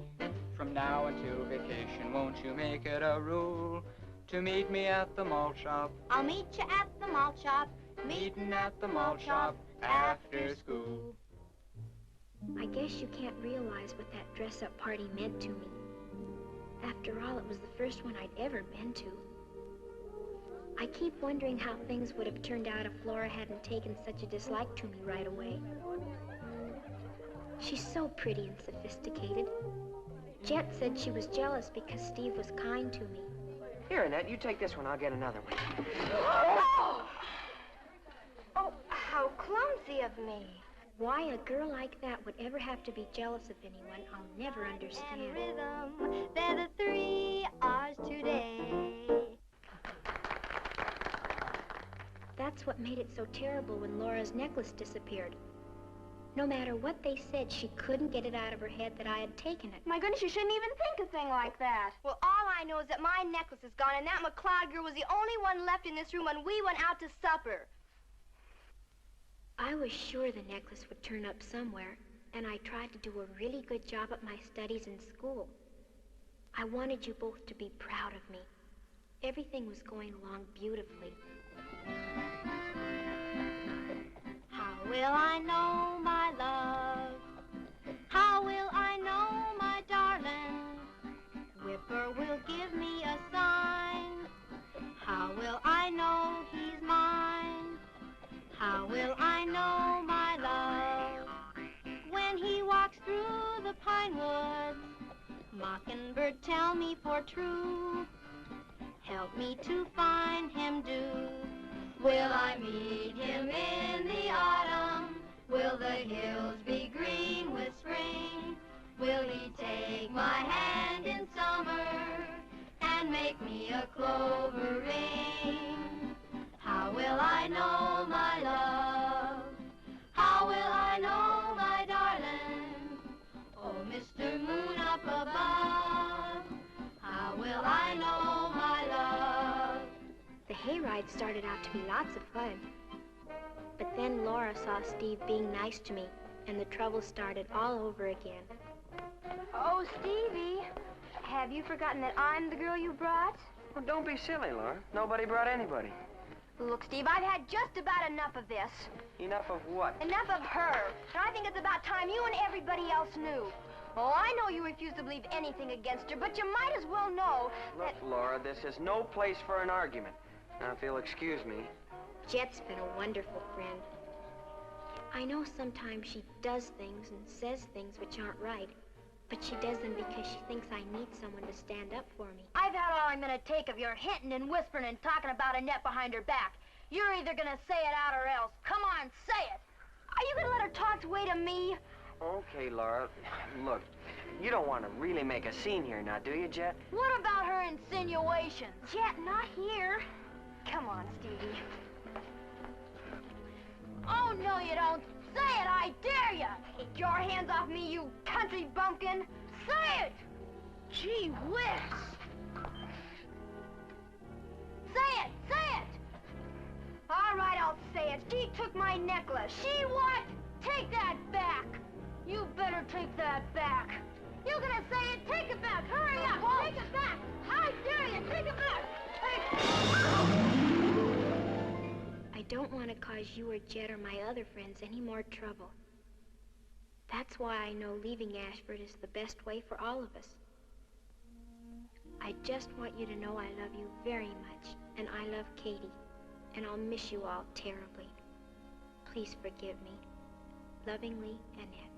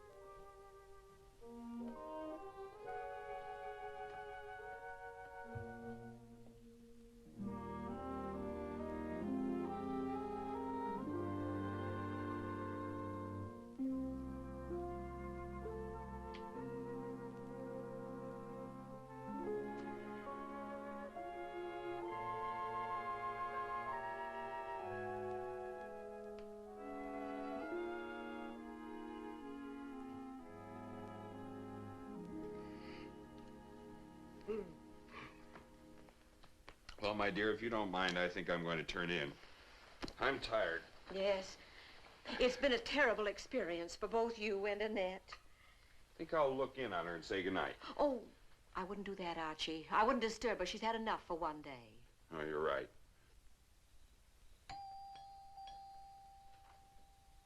Well, who can that be? Well, go and see. Oh, Mike, come in. I got away from the Abernathys as soon as I could. How's Annette? Well, she's pretty upset, poor kid. I don't blame her. Jed going off half-cocked like that. Took us quite some time to get Laura calmed down. She was pretty hysterical. How is she now, Mike? Oh, good evening, Miss McLeod. She's okay. A little mussed up, but she'll live. Well, thank goodness nobody was badly hurt. What a dreadful thing to have happened. Yeah, the fur was really flying fast and furious there for a couple of minutes. It's a terrible situation. Can I see Annette? Well, she went to her room. She's pretty disturbed over the whole thing. Maybe if I could talk to her. Oh, I wish you would, Mike. She's so unhappy. I'll go and get her, Lila. Shall we go into the library? Will you sit down? Oh, no thank you, Miss McLeod. I'll just stand and wait for Annette to come down.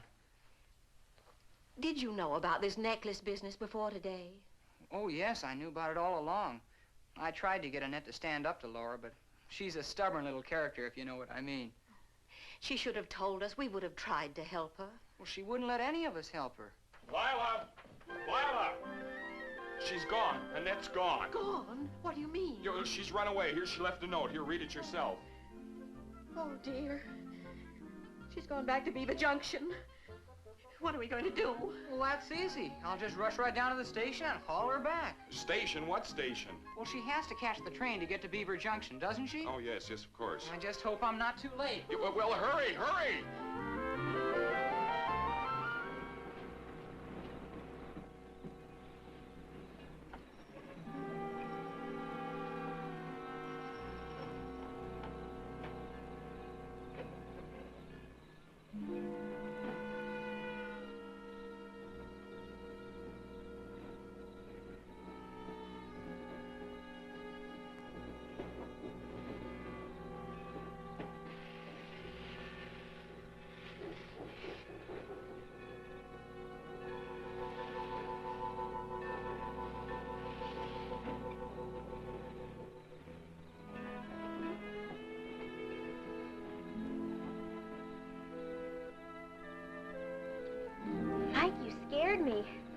Well, I figured I'd find you here. Oh, Mike, I'm so ashamed. Ashamed? What for? Laura and Jet getting into that horrible fight was all my fault. I thought it was a pretty good fight, while it lasted. It was awful. Look, Annette, you once told me that as long as we all believed in you, you didn't care what Laura thought or said, remember? But this is different. Will you please forget it? Your aunt and uncle are worried to death over you. Well, you love them, don't you? Of course I do, very much. But they're respected and have a lot of friends. I've ruined everything for them. When are you going to get it through that stubborn little head of yours that you haven't done anything? Not one single thing. Even if I did go back, I'd never be able to face the kids again. Well, sure you can, if you'll just have a little patience. And you know, somehow I have a feeling that one of these days the truth is going to come out. Do you really think so, Mike? I know so, Annette. Come on, let's get going. Okay, I'll try. Atta girl.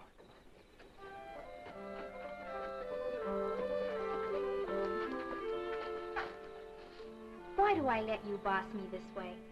Because you know I'm right.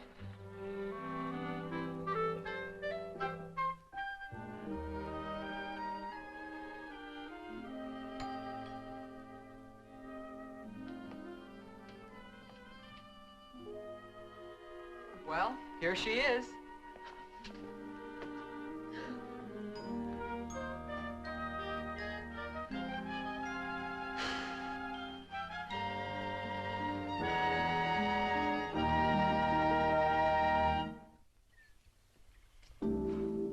Hey, Annette. Hi, Steve. Well, did you make it through the weekend okay? Yeah, I guess so. Gee, Steve, I'm sorry about what happened at the barbecue Saturday. Yeah, a flock of nice, fat, juicy steaks sure went up in smoke. Have you seen Jet since the... The fight? Yeah, I stopped over Sunday morning at the Maypens to see her. She's fine. Oh, good, I'm glad.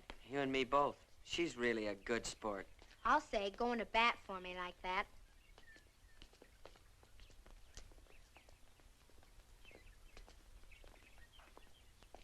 Hi, Steady. Don't you ever give up. Don't you want the Latin I did for you? Oh, sure, thanks. I forgot all about it over the weekend. No wonder. That was the real wingding Laura and Jet pulled out there at the barbecue. You can say that again. Too bad Jet didn't knock her teeth right down her throat. She almost did. Yeah, sure was a honey of a fight. I got so excited I almost lost my appetite. You're cute, Steady. You're pretty repulsive yourself. Gee, Steady, that's the nicest thing you ever said to me. Say, I wonder if we've got time to go over to the malt shop for a little snack. I'm kind of hungry. Didn't you have any breakfast? Sure, but you don't expect a guy to crack all these books on one measly bowl of breakfast food, couple of stacks of hot cakes with pork sausage, do you? Steady, where do you put it all? Ha ha, very funny.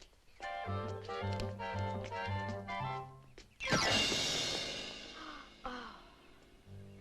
Now see what you went and did. Gee, Steady, I'm sorry.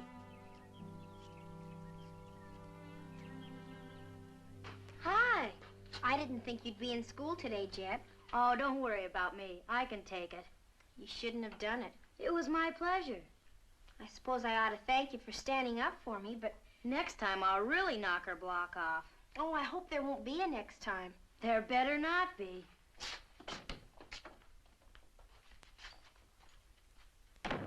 Oh, by the way, where's Laura? Well, she won't be in for a few days. She's not sick, is she? Well, not exactly. Let's just say she's a little indisposed. Oh, I catch. What a wildcat Jet Mapin is. Well, in all fairness, Laura's been asking for it. She's asked once too often. Still, she insists Annette took it. I know. Mother offered to buy her another necklace, but she wouldn't hear of it. Said it's the principle of the thing, not the necklace. Oh, she's being so pig-headed. Maybe I shouldn't say this, Moselle, her being your house guest and all, but I wish he'd go home. You know something? So do I. You couldn't sort of throw out a hint, maybe? Oh, it wouldn't do any good. Laura's made up her mind to finish the semester here, and oh, once she makes up her mind, you might as well try to move the Rock of Gibraltar.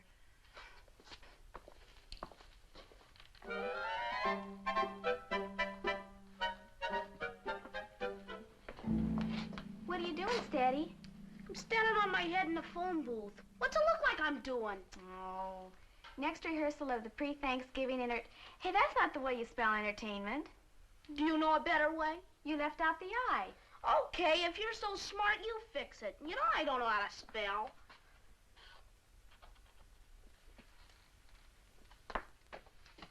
I hope it doesn't end in another brawl. What? The rehearsal. There you go again. What are you gonna be, a pessimist all your life? No, but you know as well as I do some of the kids aren't too friendly after that hassle at the barbecue. Yeah, well, all I can say is they better get friendly. We gotta get this entertainment rolling, man, pronto.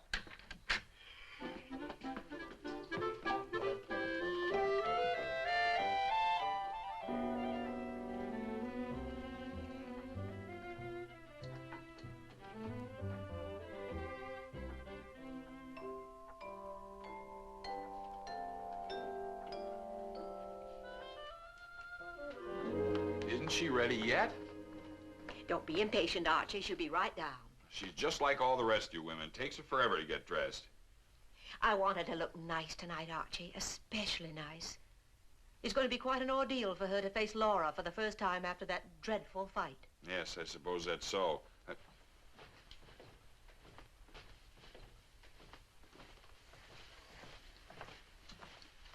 Aunt Lila, I've been thinking. Maybe I shouldn't go to this meeting tonight. Well, why not? Well, Laura's gonna be there. Well, she better not start anything or I'll finish it for her. Archie. Oh, no, Uncle Archie. I've caused you and Aunt Lila enough trouble. Well, she better not provoke me. You're not gonna be there. Jet's gonna be there, and you know how she feels about Laura. Well, she better not provoke her either. You don't have to go if you don't want to, dear. Of course she does, Miss Lila. Katie's right, Aunt Lila. I do have to go. Laura's gonna be there all semester, and I'll be running into her all the time. So I might just as well start facing her right now, no matter what she says or what she does. Atta girl. There's Mike now. I'd better not keep him waiting.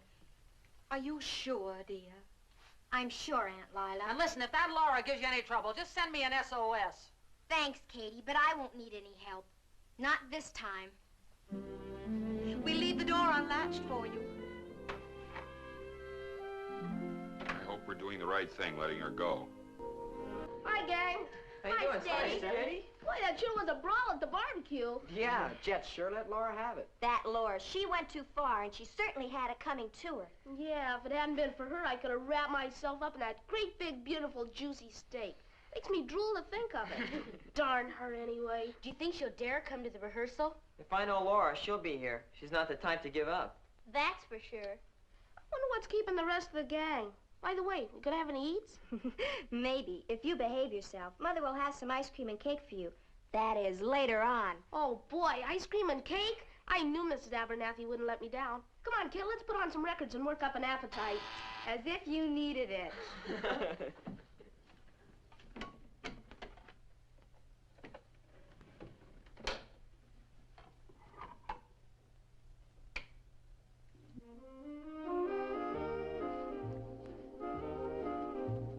Uh-oh, here comes the menace.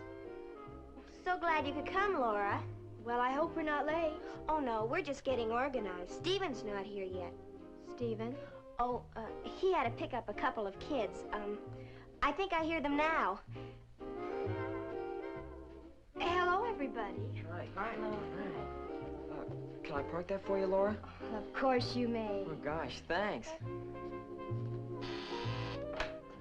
About time you got here, leaving me to do everything. Sorry, sweet. We stopped to pick up some records. You know I'm no diplomat. Oh, you mean Laura? Is she here yet? I'll say she is. You didn't think for a minute she wouldn't be here. Annette, remember what you promised me. Come on, let's get rolling. Hi, kids. Hi. Shall we get on with the rehearsal? Steady, turn that thing off, would you? Sure. Turn it off, will you, kid?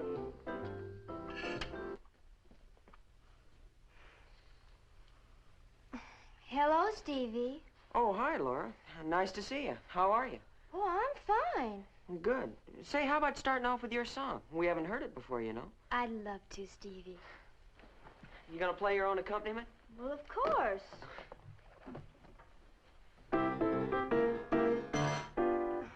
I'm sorry. This piano needs tuning. You've been say that again. Wait a minute. It's not out of tune. There's something in here. Hit that note again.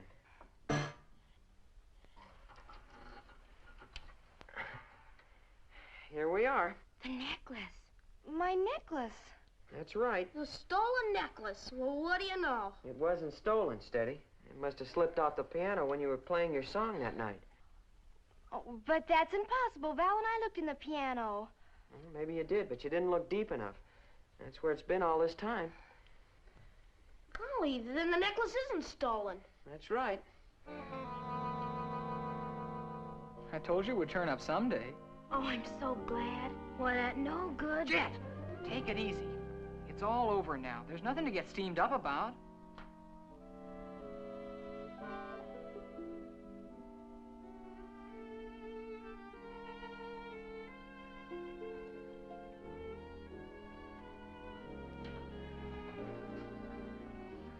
I guess I owe you an apology, Annette.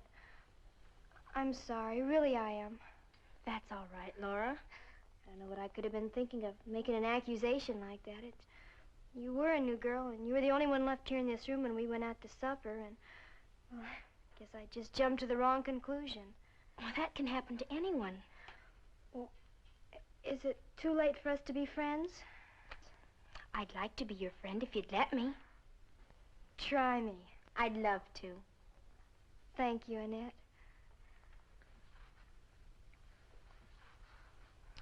Well, as long as apologies are in order, I guess I owe you an apology for busting you in the snoot. I had it coming to me. You sure did. Then there's no hard feelings? You want to shake on it? Sure.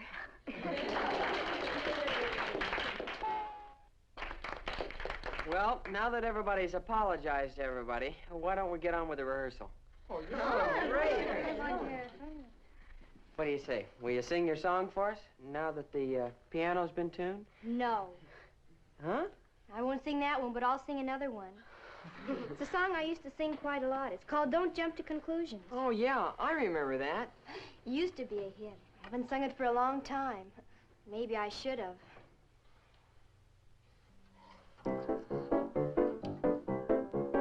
Don't jump to conclusions. It always brings delusions. So be careful, gals and guys. Take this tip and you'll be wise if you want to minimize confusion. Don't jump to conclusions. Now, in the city where I lived, I had a careless friend who started across the street so happily.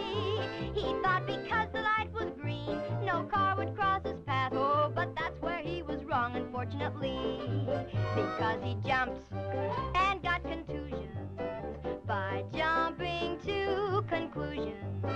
So be careful, gals and guys. Take this tip and you'll be wise if you want to minimize confusions. Don't jump to conclusions. We had a country square dance and a dozen village boys asked by Cousin Kate to take her there. But Kate, she waited till too late to pick her date because she thought she'd rate the local millionaire. She jumped to conclusions and shattered her illusions. So be careful, gals and guys. Take this tip and you'll be wise if you want to minimize confusions. Don't jump to conclusions. You've heard about the race between the tortoise and the hare, and how the hare lay snoozing in the sun. Well, this is the exception to our rule, 'cause Mr. Hare, he should have kept on jumping till he won. He should have jumped to the conclusion. I don't get it.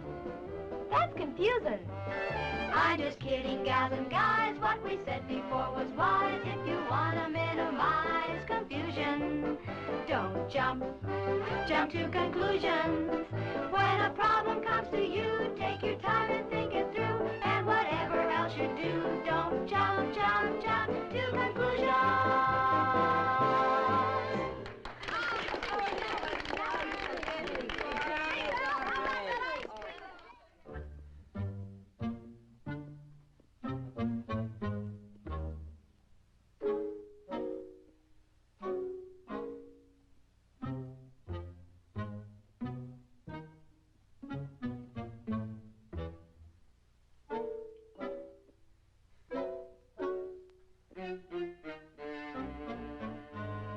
should stop pacing. You make me nervous. Makes you nervous? Huh. Why don't you go to bed? Why don't you? Oh, now stop it, you two.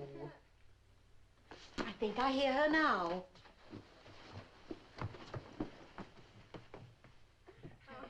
What? She's laughing.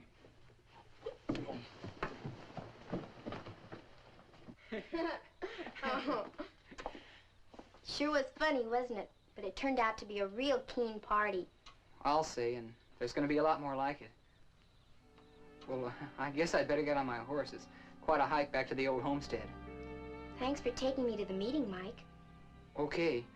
Oh, remember about our date. Our date? Well, you promised to have lunch with me at the malt shop, remember? Oh, I'll be there. Good night, Mike. Good night, Annette.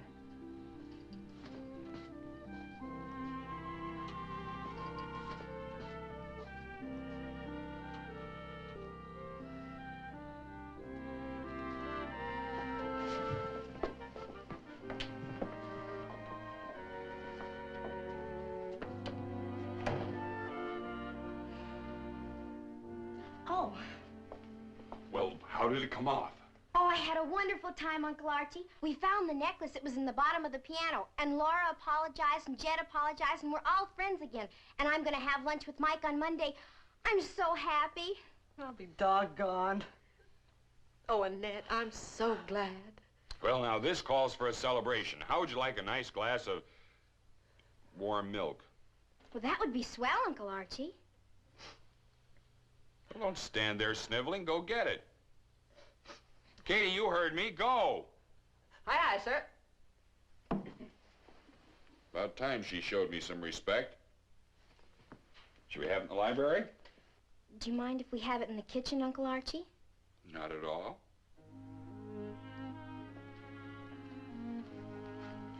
Sure is nice to have folks of your own. It's pretty nice to have a niece of your own, too.